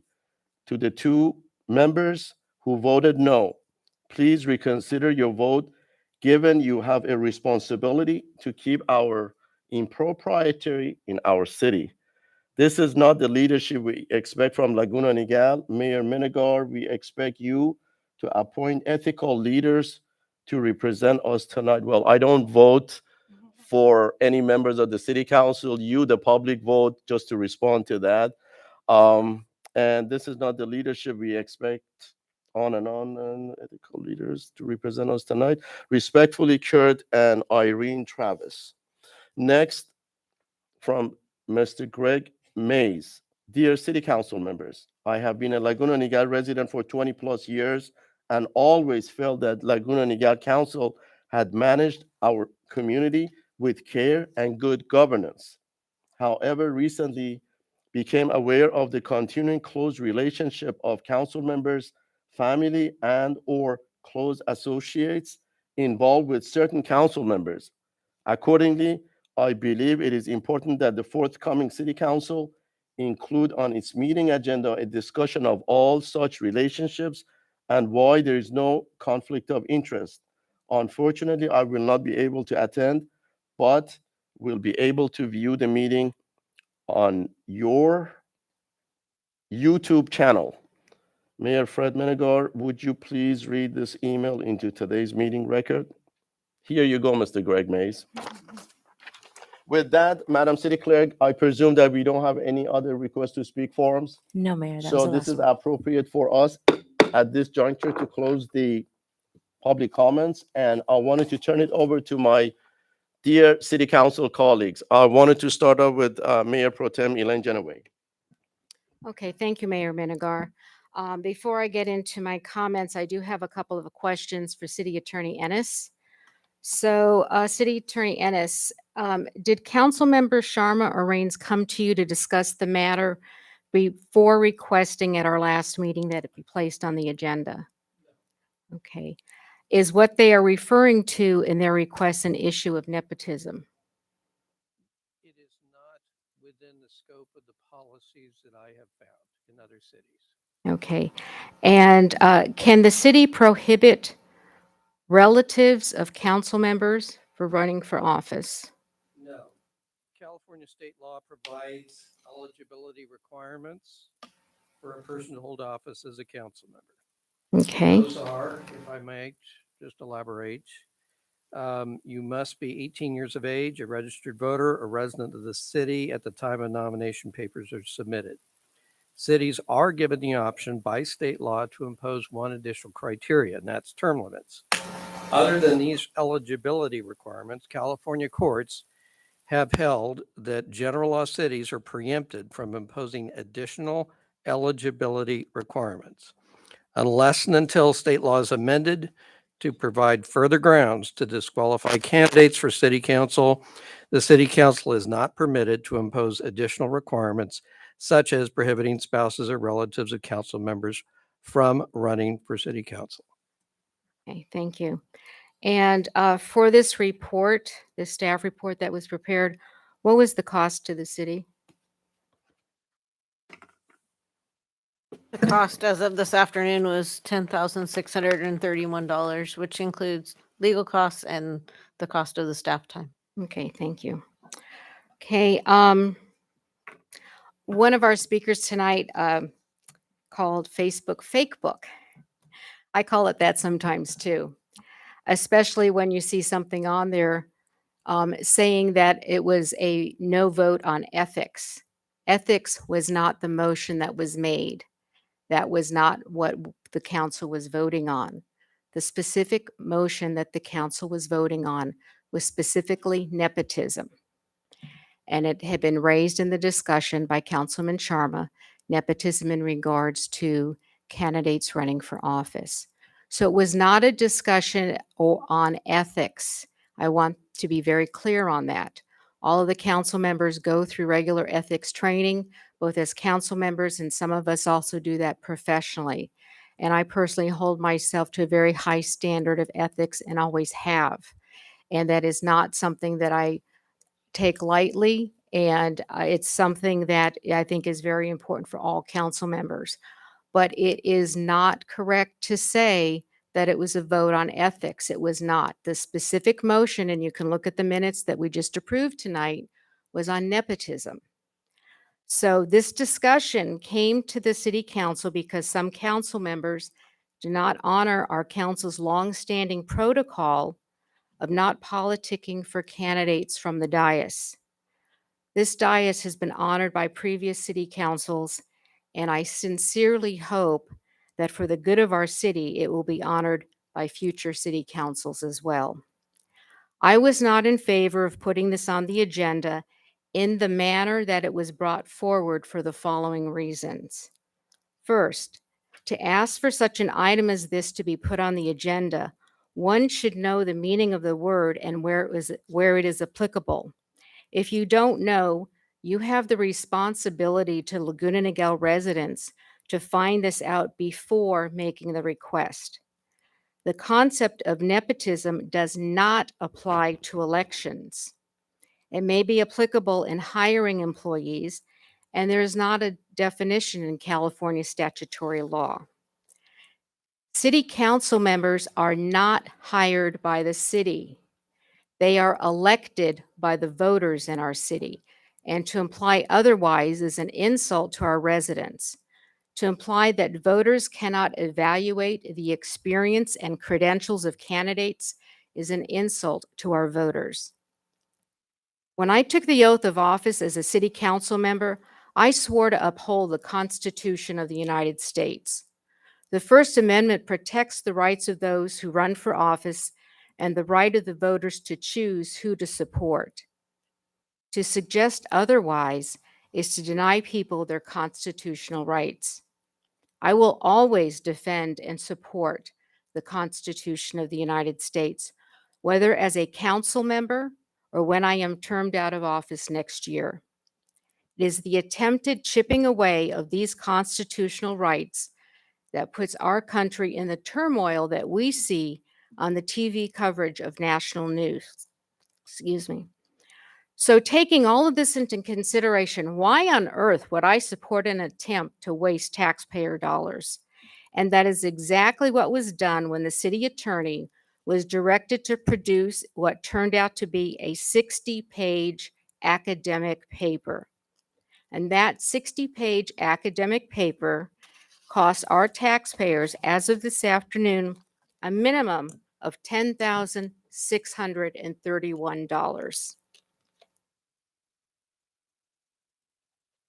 If you look at our city's annual budget, that amount is more than we fund our Shop Laguna Niguel program, which we do in conjunction with the Chamber of Commerce, which is a dining and retail incentive program to boost business in Laguna Niguel. That is more than we fund for our Citizens Academy, which is a 15-week informational series that is designed to give citizens an inside, in-depth look at the daily operations of Laguna Niguel Police Services.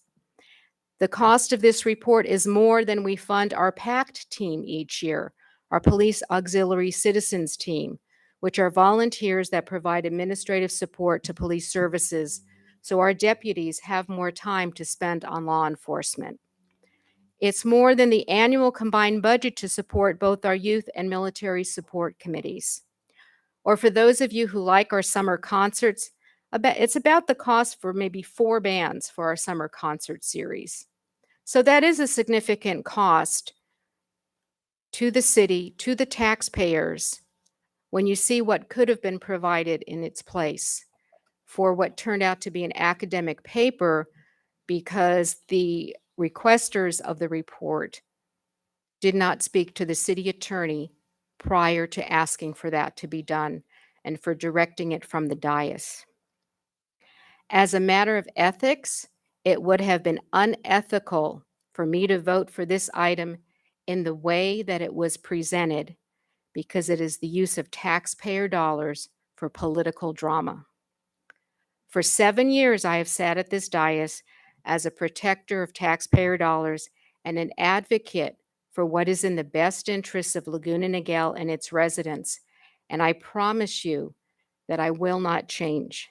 I could not support a waste of taxpayer dollars for what would turn out to be an academic paper in what is an attempt by some of my colleagues to politic from the dais. If this was a sincere desire to have a discussion on this issue, that would have been brought up a year ago when the maker of the motion began weaponizing the word. Or a discussion with the city attorney prior to our last city council meeting could have been had to gain a correct understanding of the concept, not at a meeting in an attempt to elevate the candidates that he and the seconder of the motion are supporting, and not by specifically requesting that it be on tonight's agenda, which is when council leadership is selected for the coming year.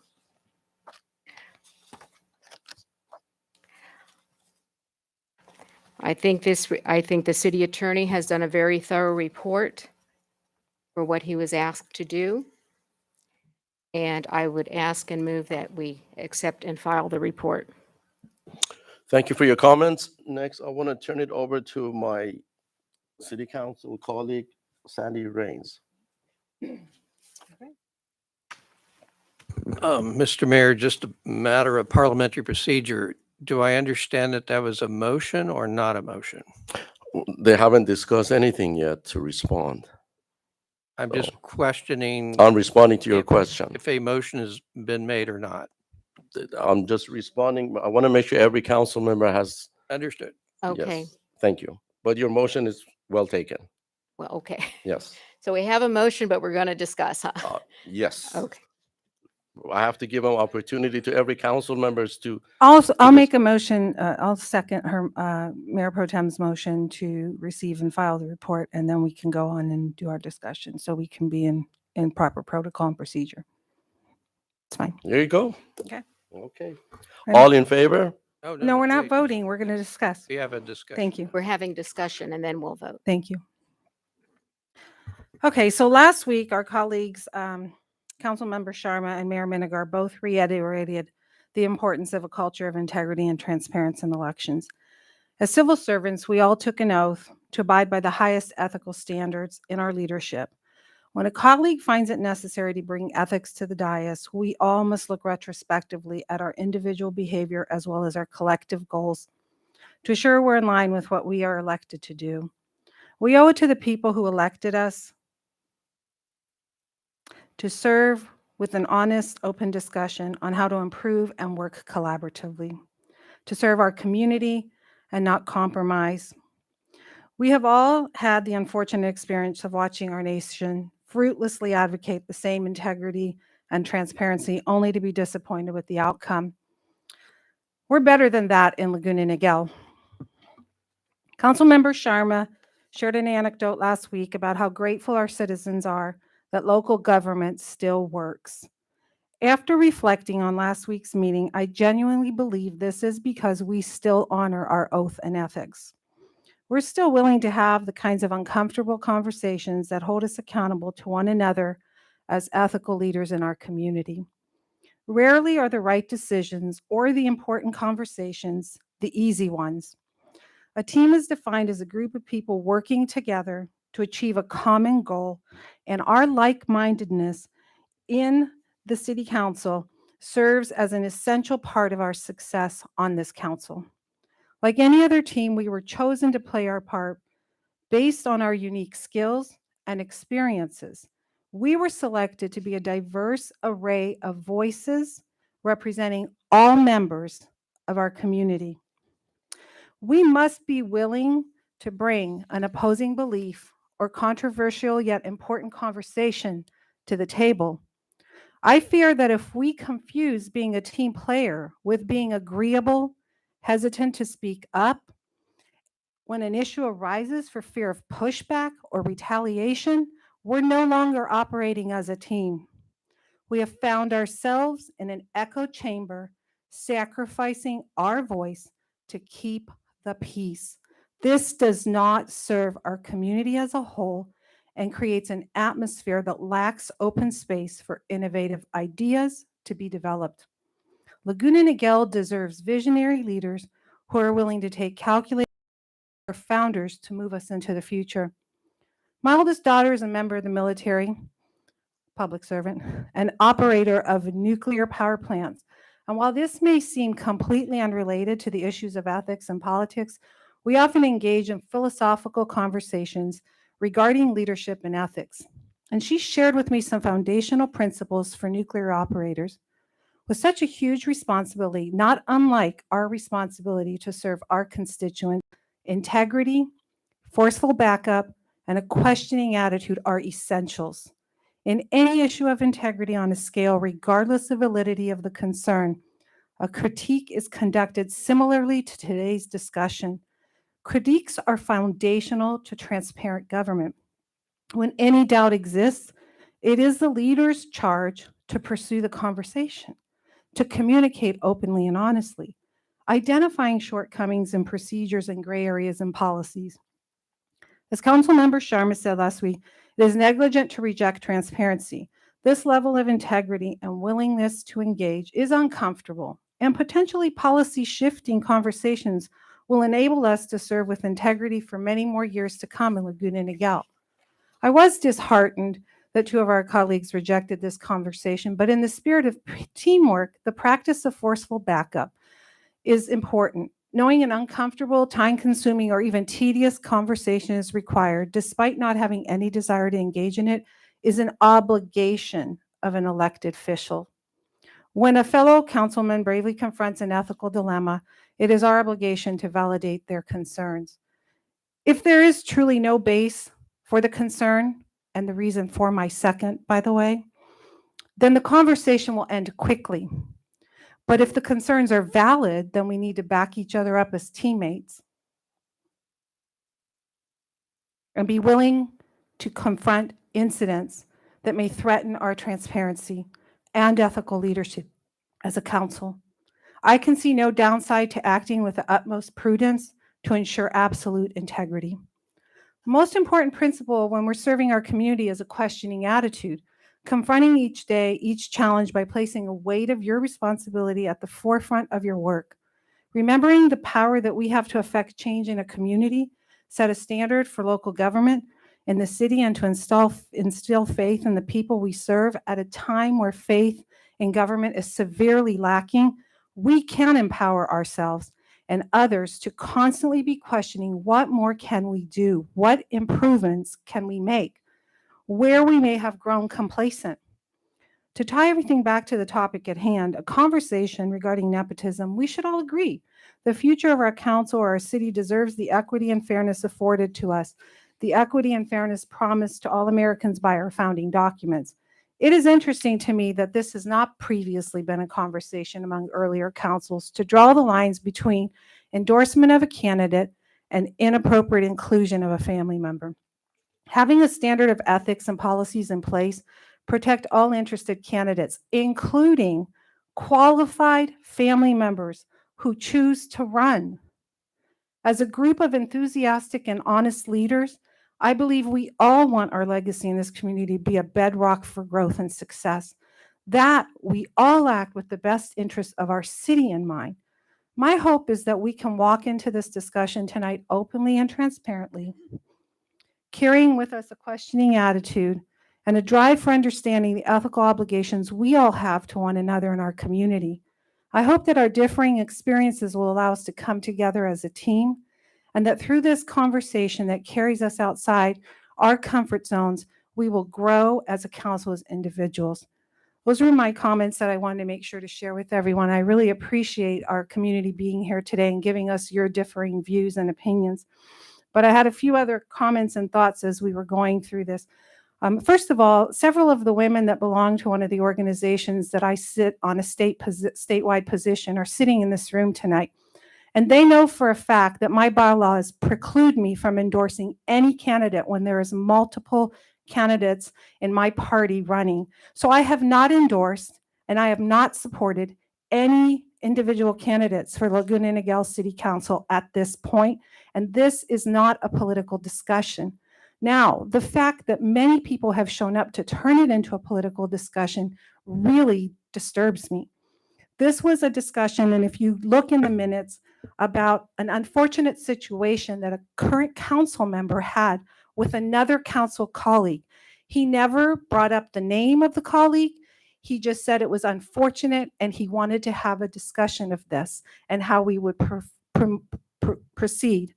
He actually stated he had an interesting and enlightening experience this past week with a council colleague that shone a light on an item that has continued to be brought to his attention by residents and also to the attention of his council colleagues nearly a year ago during the city commission and committee appointments. There's absolutely no reason why we shouldn't have a nepotism policy in this city.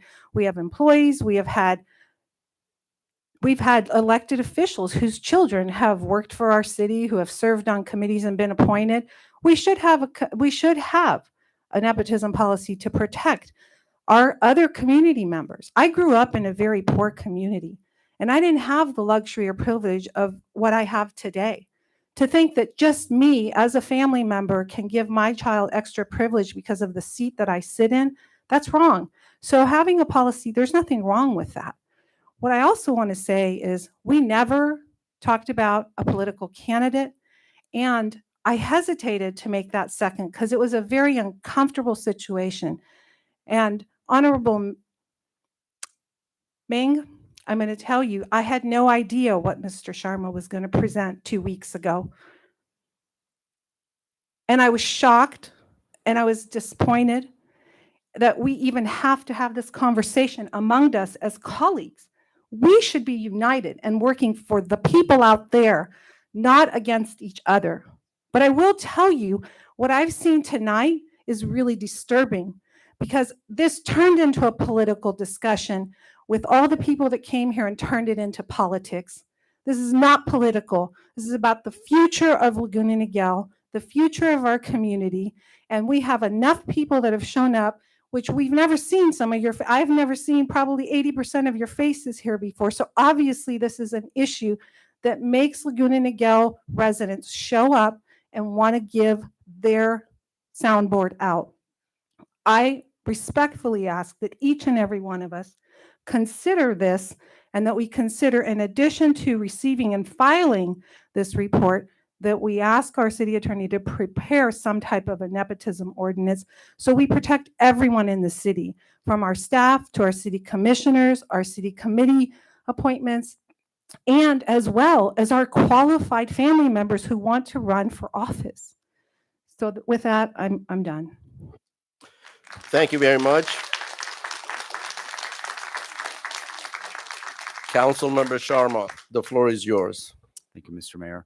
Thank you for everybody being here tonight. I know there's differing opinions on this item, and anybody that has additional questions beyond as to what exactly transpired, I'd be more than happy to share them with you individually. A couple initial questions for City Attorney Ennis. The definition of nepotism and some of the examples that you referred to do include hiring practices.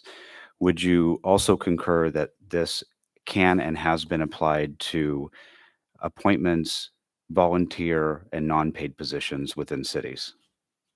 Yes, there are examples of policies that we've included with respect to the hiring of relatives, of council members, and high-level management, as well as policies that speak to the appointment of relatives of council members, high-level employees to boards and commissions. Thank you.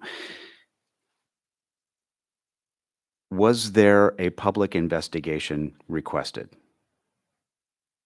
No. Thank you. Has there been any accusation of nepotism?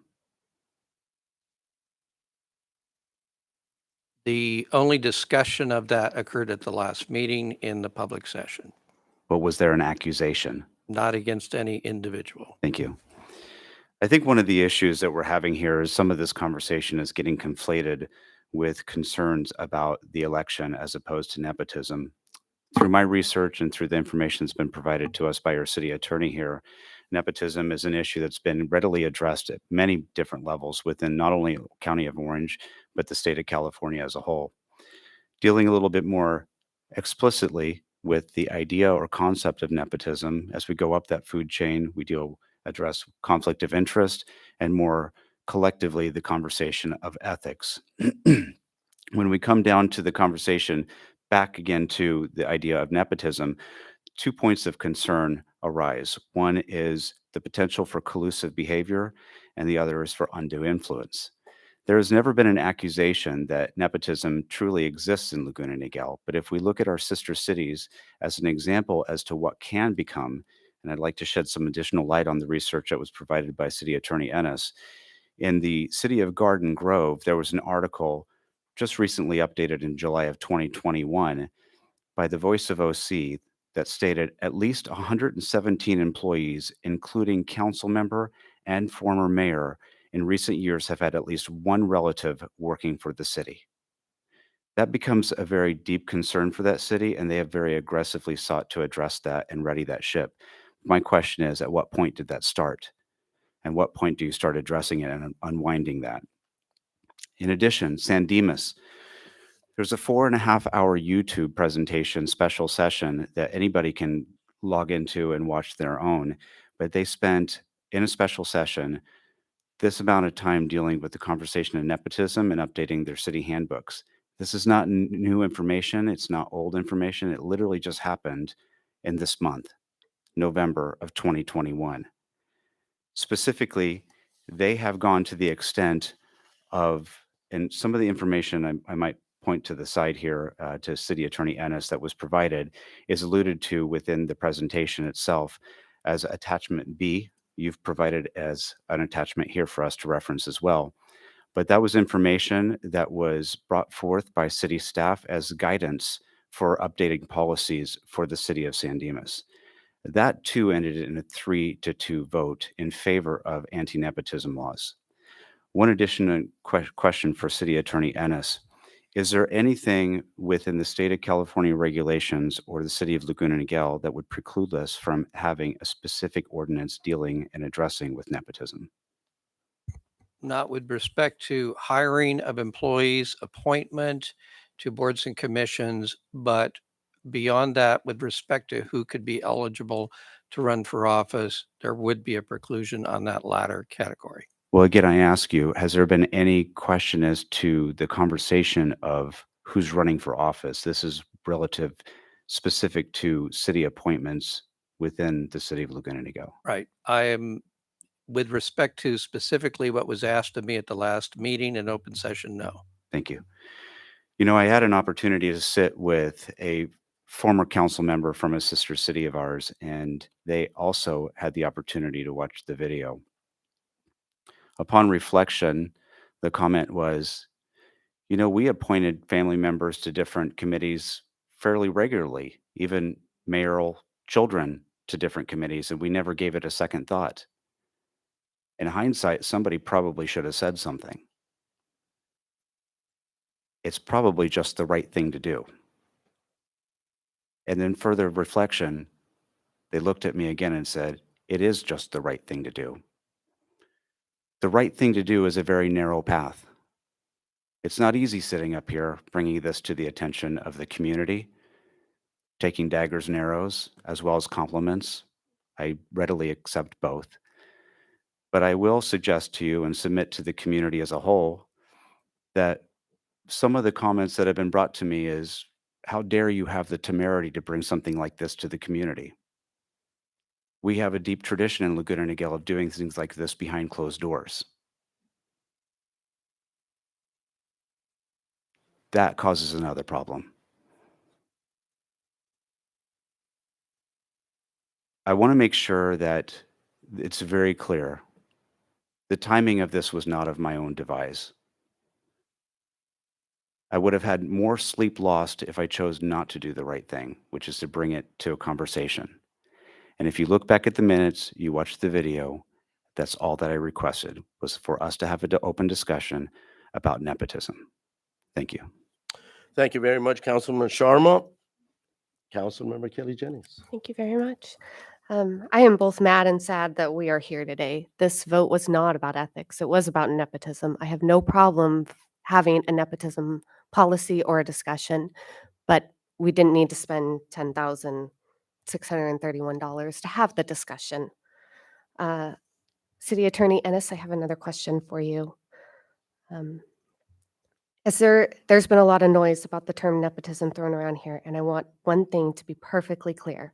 As a city attorney for Laguna Niguel, regarding tonight's agenda item, have you been presented with any facts whatsoever that in any way would constitute nepotism? No. I find it extraordinarily frustrating and a public embarrassment that others on this council would waste taxpayer dollars on this worthless and unfounded misadventure. I take my ethical obligation as a city council member very seriously, and I believe with all that I am that honesty, character, and integrity are expected and required from everyone sitting on this dais and everyone seeking this position. Today is a sad day for Laguna Niguel, and anyone supporting this charade has no place on the dais now or in the future. To make such malicious and false allegations, you better have your facts straight, and here you did not. My family is committed to public service. I am committed to public service.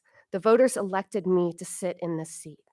You want to question my character and that of others using nonsense words like nepotism and dynasty?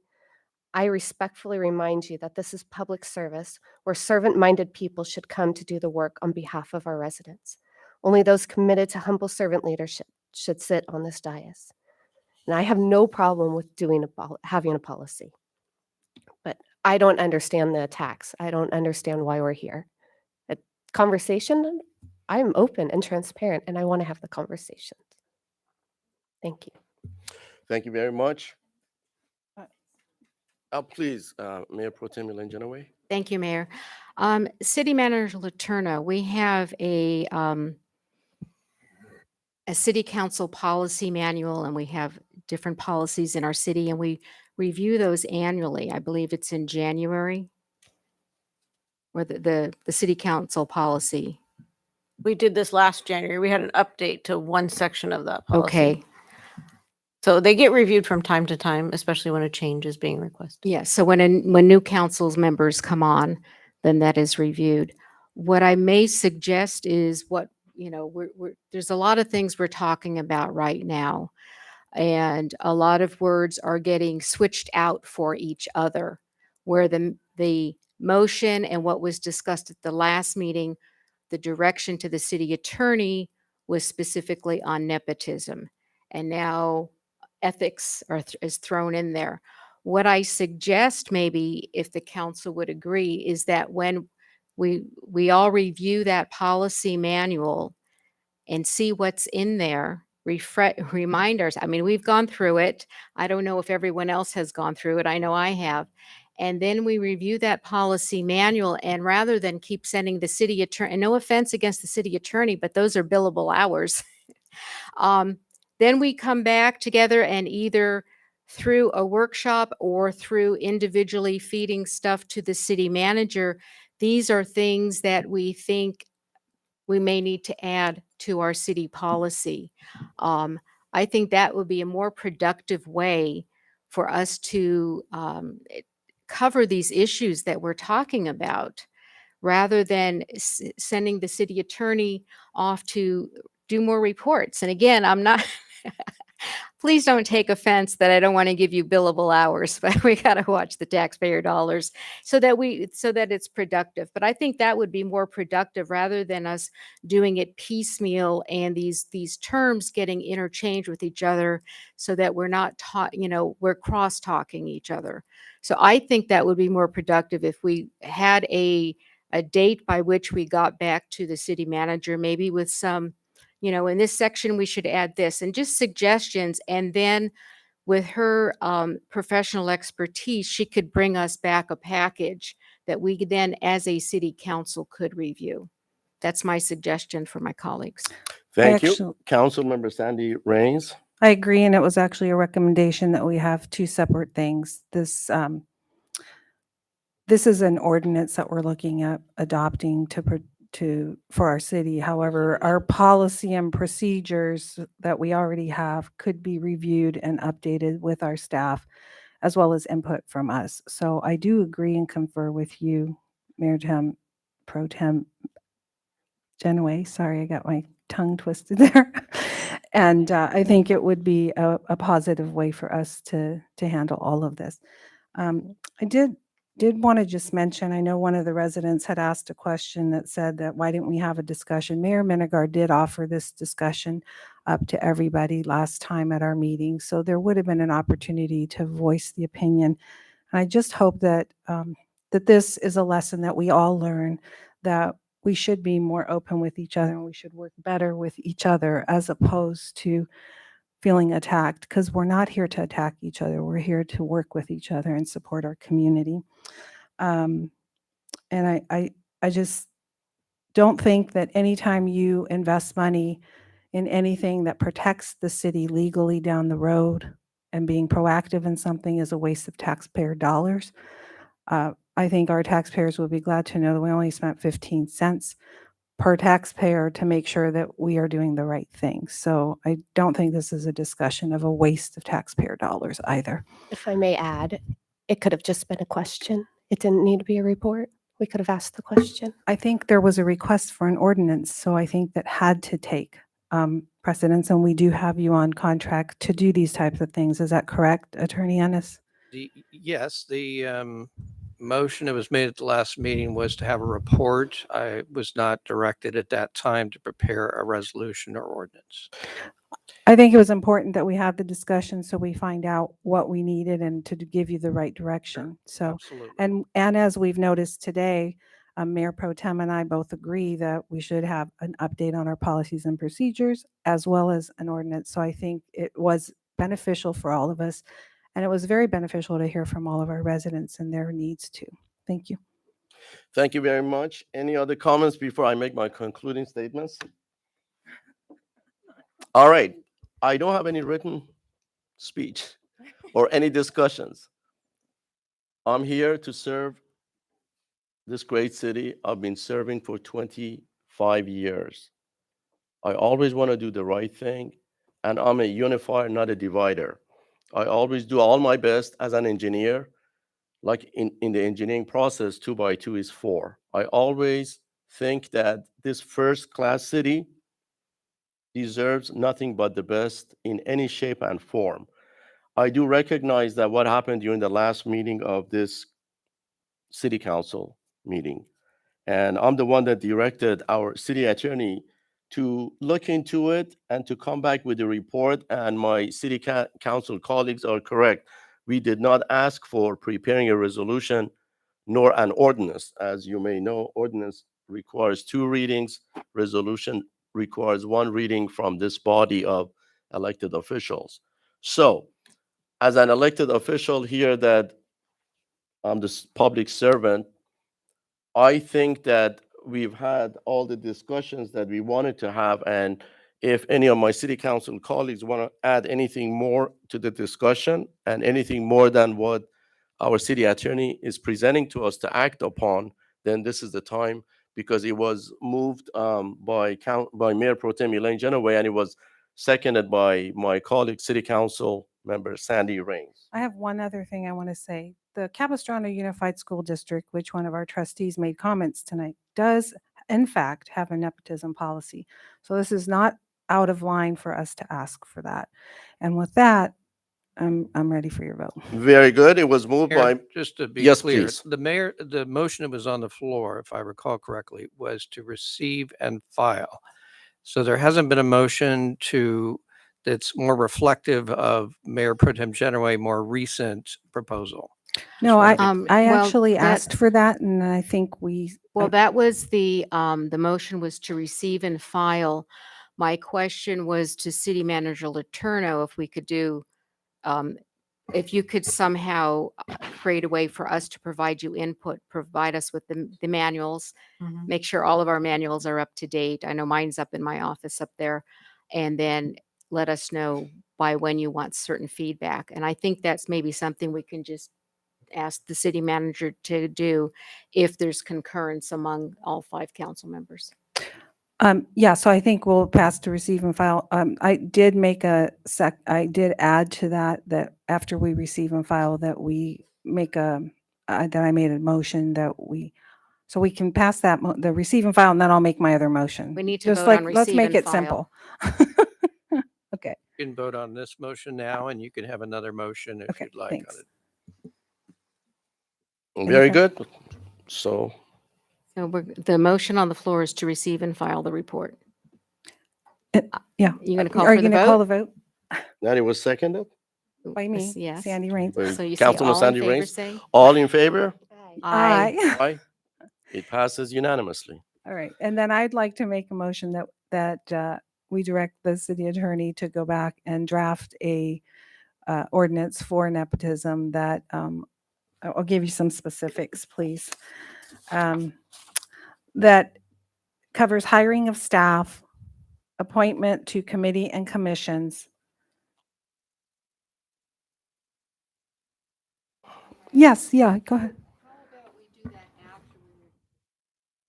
After we review the policy manual, because we should see what's in there first before we then direct the city attorney to do something. I think that was the purpose of this whole discussion, was to have that ordinance. No, It's a separate issue, really. It's not, we're not, that was what the main purpose of this was about, so. no, I think parts of that, or it may be covered in our policy. So let's see what's in the policy first, and then we can come back and then direct the city attorney. I have no problem doing that, but I just think, let's see what we have first before we direct some more work. So Attorney Ennis, I had conversations with you about this, and we did discuss that there was two separate things here. An ordinance for a nepotism policy is different than our policy and procedures, because there's many policy and procedures we can adopt that really can't be an ordinance. Is that accurate? Right. Just to be clear, the item on tonight's agenda was specifically nepotism. Yes. So motions that were to relate to directing staff to prepare nepotism policies or ordinances would be within the scope of this agenda item. And there wouldn't be any violation of the Brown Act to do that. You can direct staff in addition to that to bring back other revisions to other policies for consideration and discussion at a later time. Okay, So so that my would be a- motion will be that we direct that we have a nepotism ordinance drawn to come back to us. And I respectfully ask for a second. I will second that. All in favor? Aye. Aye. All right. Is that 5-0? 5-0, yes. Thank you. All right, it's been a long night. I mean, and we've had a lot of discussions. My recommendation, my suggestion to my city council colleagues is that we move Mayor, on selecting mayor one and mayor matter pro tem. of, clarification on Yes. the direction that was given. In terms of expectation of when the item will come back to the council. I think that as long as we adopt it sometime before the first quarter, we'll be fine. I don't want to overstress you during the holidays. Thank All right, you. thank you. Thank you for We that. appreciate that. Yeah, no And I will problem. also work on providing you the most up-to-date policy manual, a date in which comments are due back, and plan out when that will come back. And I appreciate the time to let us be thorough in that. And is that good with you, Mayor Pro Tem Genoway? Okay, all right, thanks. All right, as I said, because it's been a long night, my recommendation is that we move to put the item for the selection of mayor and mayor pro tem to the upcoming meeting of the city council, You moved to what? the selection of mayor and mayor pro tem. Mr. Mayor, your policies provide that it is to be addressed at this meeting, the second meeting in November. I need to take a break for 10 minutes. Can certainly call a recess. Yes. Can we have a recess for 10 minutes because I cannot be sitting here. Okay, 10-minute recess? 10 minutes recess. Thank Okay. you.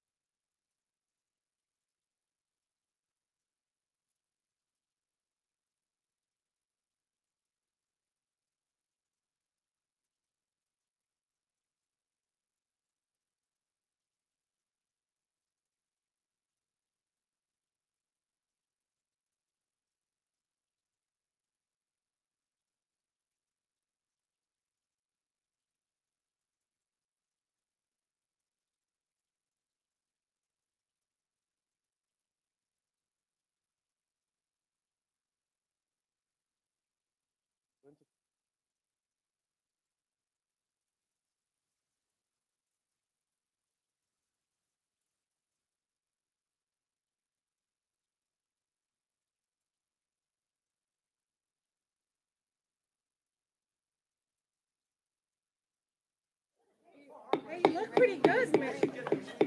Yeah, I chat. I know, but you're looking really good. It's nice to see you. What? I know, I like it.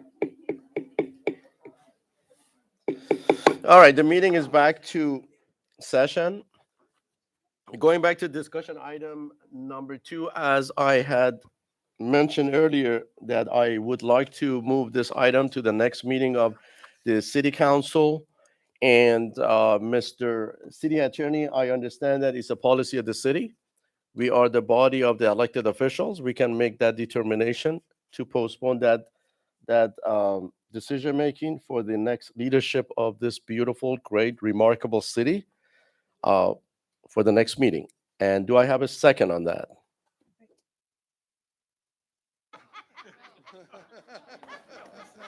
Land the plane, Fred. Yeah.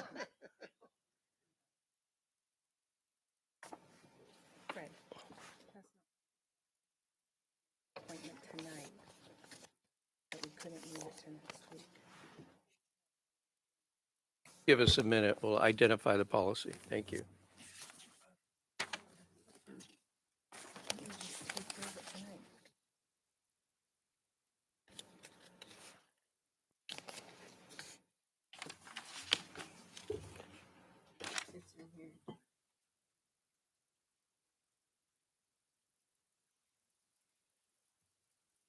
Okay. Yes, Mr. Mayor, if I might. So we're looking at policy on mayor and city council, section B. It says the mayor and mayor pro tem shall be elected at the second regular meeting held in November of odd number years, and at the first regular meeting held in December of even number years. I understand that part.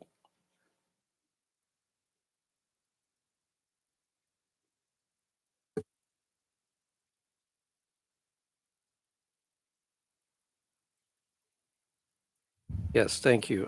In further consultation with the city manager, she reminds me that this, as a policy, to amend it, that's not on the agenda tonight.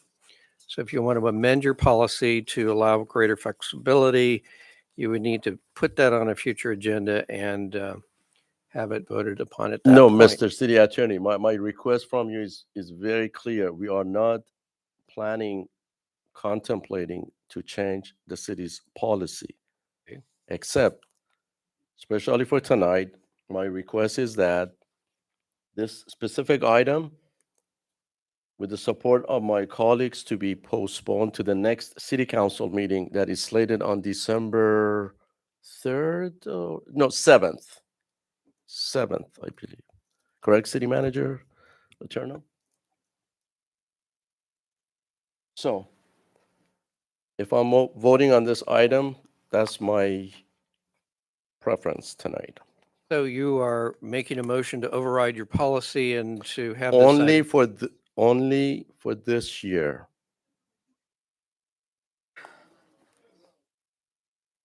It's not for the public, please. Thank you. We are the elected body that we make the best decisions for this great city. With all due respect, Mr. Paul Whitelock.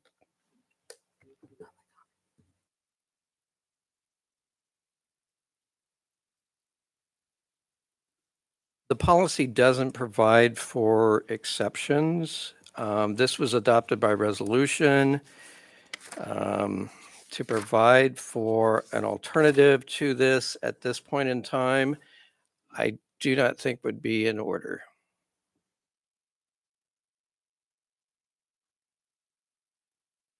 Because I don't want to be the person that would be abstaining from voting on this.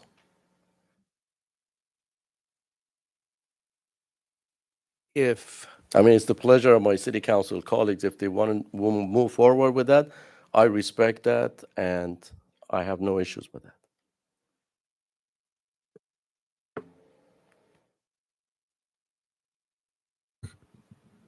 Mr. Mayor, I feel we need to follow our policies. We have them in place for Very a good. reason, and I understand where you're coming from, I'll but we abstain need on to this do. item. Well, I'd like to move to appoint Please. Mayor Pro Tem Elaine Genoway as our mayor.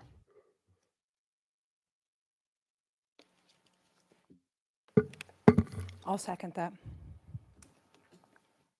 All in favor? Aye. Aye. Aye. Aye. Not Mayor. abstaining now? Yeah, excuse me, Mr. Mayor. This is an agenda item. Are there any public speakers on this item? Yes, we do. Important to have that occur. Okay. The first one is Ms. Kimber Peak Jovanovich. I think she left. Next is Mr.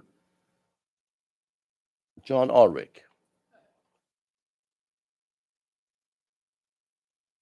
I won't drag you through this anymore. Now that we voted for Elaine, I'm thrilled. Thank you.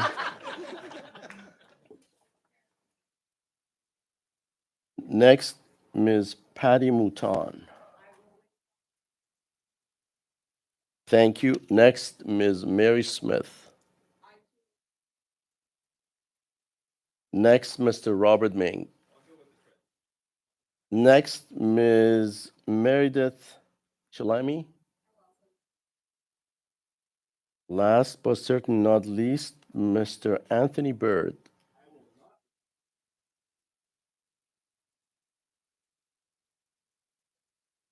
Need to kick you there. So I will be a little brief though, but I've never come to a city council meeting. I've never run for any office. I've never been interested.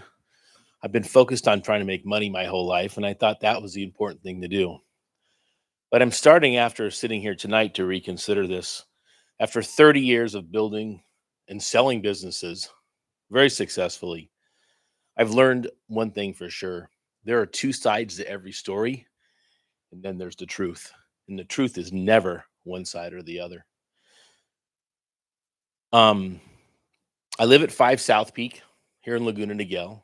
I live here because I've chosen to. I can live anywhere in the world. I've lived in Laguna Beach. I've lived in Dana Point. I love Laguna Niguel. And I love it for a lot of reasons, but one of the big reasons is because of the integrity of those people that I live here with. And I enjoy it, so I've decided to stay here. I wouldn't necessarily say as I listen here tonight that I'm necessarily on one side or the other. Like I said, I think there's the truth is often sometimes in the middle. But I will say this, I hear a lot from a lot of people here in the room tonight that are of elected office, that they are, in my opinion, politicians. And I don't like politicians. I pay way too much in taxes. I don't like any of them. I believe they all say, hey, I'm serving the public. I don't know about that. I think they're doing the same. And I say this to all you guys, you're doing the same thing I'm doing. You're here for yourself. You're all here for yourself. You say you're serving the public, but I don't really buy that. I'm in business to make money, for gain for my own kids. And I think that everybody has their own way of doing that same thing. It's just that we as entrepreneurs don't hide behind the cloak of we're public servants. I say that because as I listen to all this, I'm not really sure what's going on, and I'm probably not qualified to know so. But as a longtime resident of this city, I say it's important that I'm not okay with those who voted against discussions on ethics being elected as mayor or mayor pro tem. It's not right. Thank you. Thank you. Any other comments? No, Mayor. Okay, the public comments is closed. So we had a motion by, so we have, I think it's important to clarify the record and to have a clear vote on this matter. Yes. So- okay, I make the motion that Elaine Genoway is our next mayor. And I second it. and it was seconded by Councilmember Sandy Rains, and all in favor? I'd like to have some discussion. Aye. Oh, okay. Before we vote. It's been a long evening, and I know you're all here because you either supported one topic or another. And I know that Elaine's been on this, served on this dais for 7 years, and we don't always see eye to eye. As a matter of fact, we don't see eye to eye very frequently. But we are both elected to serve you as a community. And I think that tonight is a good opportunity for us to rectify a relationship That's why I'm seconding this motion. And to work better together in the next year to serve our community. And I would respectfully hope that you would support me to be your mayor pro tem. And with that, I'm done. So all in favor? Aye. Aye. Aye. All right. The motion passed unanimously. Now, moving on for the position of mayor pro tem. Do I have any nominations? I respectfully nominate Sandy Rains. Okay, the motion came from Councilmember Sharma. Any second on that?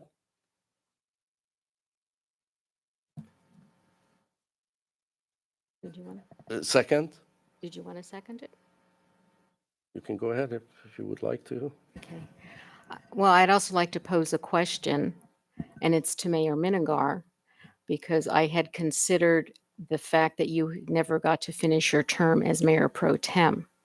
So is that something that you would be interested in?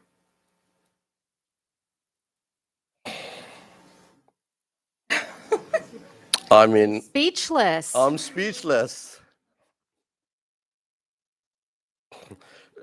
No. I want to be fair.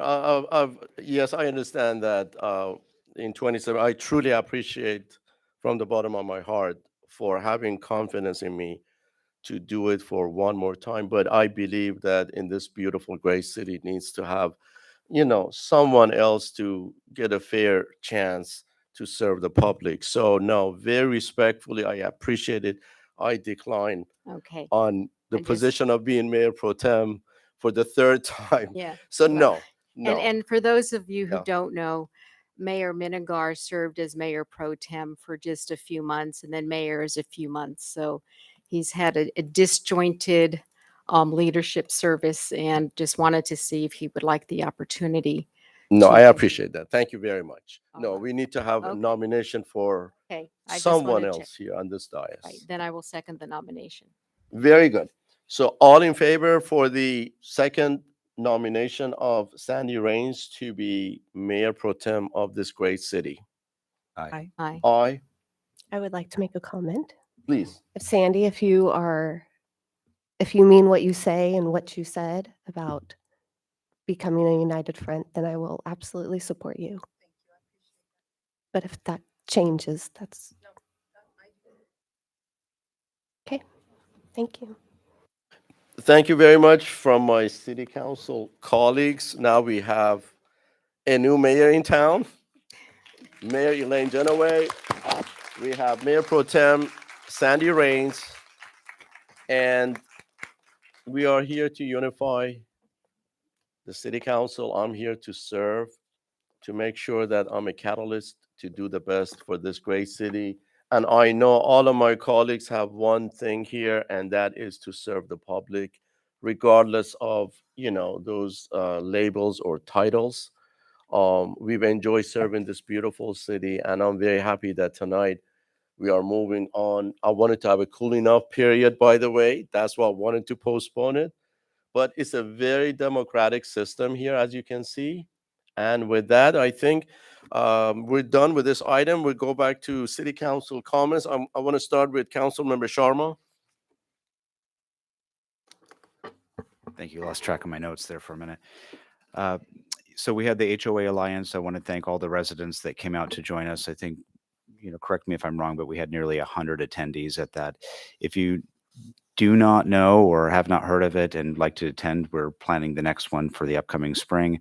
If you're aware that your HOA management company, either the senior management company or your board of directors were not in attendance, please share the information with them and have them reach out to our city staff as well. The Veterans Day celebration is always a very welcome event. It's great hearing the stories of our veterans, and this year's event was very heartwarming. It was the second time that I've been able to be in attendance here, but in general, it's been 2 years since we've been able to hear from our veterans in the community. So thank you to our veterans who served. And I want to wish everybody a very good and warm upcoming Thanksgiving. Thank you. Councilmember Kelly Jennings. Thank you. I will keep it short. We did have our final park needs assessment workshop, which was wonderful. And thank you very much to Ron and your team. You guys did a fantastic job, and it was wonderful to get the feedback from our community. We do have the third survey on the website, and it's open until November 27th. So I encourage you, if you haven't already, complete the survey. We would love your input. We want to hear from you. And this is planning our parks for the next 5 to 10 years. The Veterans Day celebration was wonderful and lovely. And our speaker was fun, and he had pictures and told us about his story of serving our wonderful nation. And we are so grateful to all of our service members. So thank you very much. Thank you. Mayor Pro Tem-elect Sandy Rains. Thank you, Mayor Minigar. I just wanted to take this opportunity to wish all of you a very blessed and happy Thanksgiving. We do have a lot of holiday events coming up, starting with our Hanukkah event on the 28th, which is here outside, right? So we'll hopefully see all of our Jewish friends at the Hanukkah celebration on the 28th, and wishing all of you a very blessed and happy Thanksgiving with your families. That's it. Thanks. Thank you. Mayor-elect Elaine Genoway. Thank you, Mayor Minigar. Mayor for what, 2 more weeks or? Okay. 3 weeks. 3 weeks, okay. But thank you for your service to the city. I know you've been a public servant leader for many, many years, decades in our city, and we greatly appreciate this past year as well. And I look forward to working with all of my council colleagues as we keep our city on a steady course to do what's in the best interest of our residents and our city today and in the future. And I look forward to meeting with each of the council members to hear their interests and goals, and how we can support each other in our endeavors, as well as the upcoming committee assignments. As far as activities I've attended, aside from the ones that have already been mentioned, on November 5th, actually there's 4 of us who went, Mayor Minigar, Councilmember Jennings, and City Manager Letourneau. We attended the ACCOC Leadership Conference. Lots of great information on a lot of our partners that we work with. And also it's good to connect with council members from other cities, because, then you learn what they're doing, and you can, you kind of puff up in pride what you're doing better, or get some good ideas from them too. But it's always a good exchange. And then on November 9th was the Women Who Mean Business luncheon by the Chamber of Commerce. That was a very uplifting and inspiring luncheon. Congratulations to the recipients of the awards, Michelle Endo, June Lopez, Mary Smith, and Senator Pat Bates. So I just want to share some thoughts with you, because during these last 2 meetings, there's been a lot of talk about my family. I just want to take an opportunity to share some information with you. So families, whether by birth or by choice, that live in and are raised together share interests and values. And it would be a strange phenomenon if this did not happen. And these interests and values continue through generations. The strongest imprint that parents and grandparents make on their children are values. In our home, one of the most prevalent values is service to others, as carried out by faith and by action. In college, I was the president of Blue Key National Honor Fraternity, and the motto, "Serving I Live," is something that still runs through my head daily.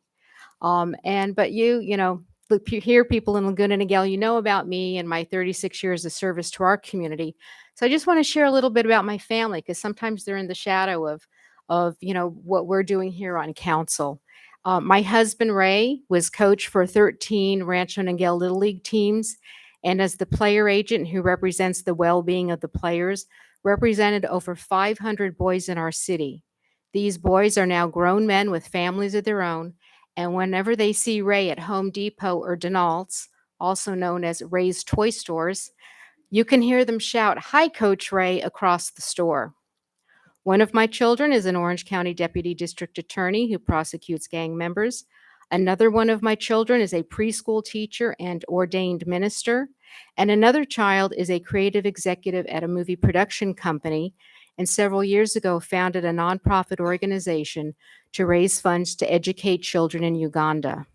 They themselves, through hard work, have earned their credentials, and they have found ways to use their talents and interests to serve others, as have many other people in Laguna Niguel.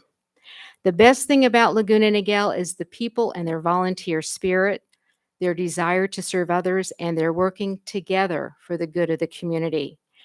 These are values bred in the home across generations. The value to serve is an honorable one and one that enriches the lives of those who live here. From the high school students who come to tech tutors to teach their senior citizen students how to use their iPads, to the scouts who help plant in the Niguel Botanical Preserve, to the pacers who will walk the parade route to keep a smooth pace, to the Meals on Wheels delivery drivers who deliver nutritional meals to the homebound. So Laguna Niguel residents, keep up the great work of keeping the culture of service alive and growing. You are what make Laguna Niguel remarkable. That, I thank you, Mayor. Thank you very much. Any other reports from? Since the last meeting that we had on November the 2nd, I've attended 17 local, county, regional, and sub-regional commissions, committees, and with that, I keep it short to the point. Now I'm going to turn it over to City Manager Tammy Letourneau. Thank you so much. We have one department report tonight, and that's our Parks and Recreation Director Rivera was going to share about all of our upcoming exciting holiday events. Thank you, City Manager Letourneau. Thank you, City Council. Thank you, audience tonight. We have a lot of great holiday events coming up, as some are already mentioned, including our Hanukkah menorah lighting celebration here at City Hall on Sunday, November 28th from 4 to 5:30. Enjoy the live music, your favorite Hanukkah treats, and the lighting of the menorah. Our Holiday Jolly Christmas tree lighting takes place here on Saturday, December 4th, and it'll be from 5 p.m. to 8 p.m. And we're bringing an extra hour of joy by adding the extra hour here for our holiday event. There'll be performances, crafts, and activities for the whole family, and special appearances by Santa Claus, Mrs. Claus, and even Buddy the Elf. And also, we are very excited, our parade committee is very excited to bring back the annual holiday parade on Saturday, December 11th. And this year, we are having special hometown celebrity Ava August from American Idol and their meteorologist Vera Jimenez from KTLA. Of course, all the volunteers come together to put on this great event. And of course, Santa Claus himself will be here to make all the holiday dreams of Laguna Niguel come true. So we'll see you as we travel again, together again, at this year's holiday parade. Thank you so much. Thank you very much. The meeting is adjourned at 9:49 p.m. Thank you and have a nice evening, Laguna Niguel.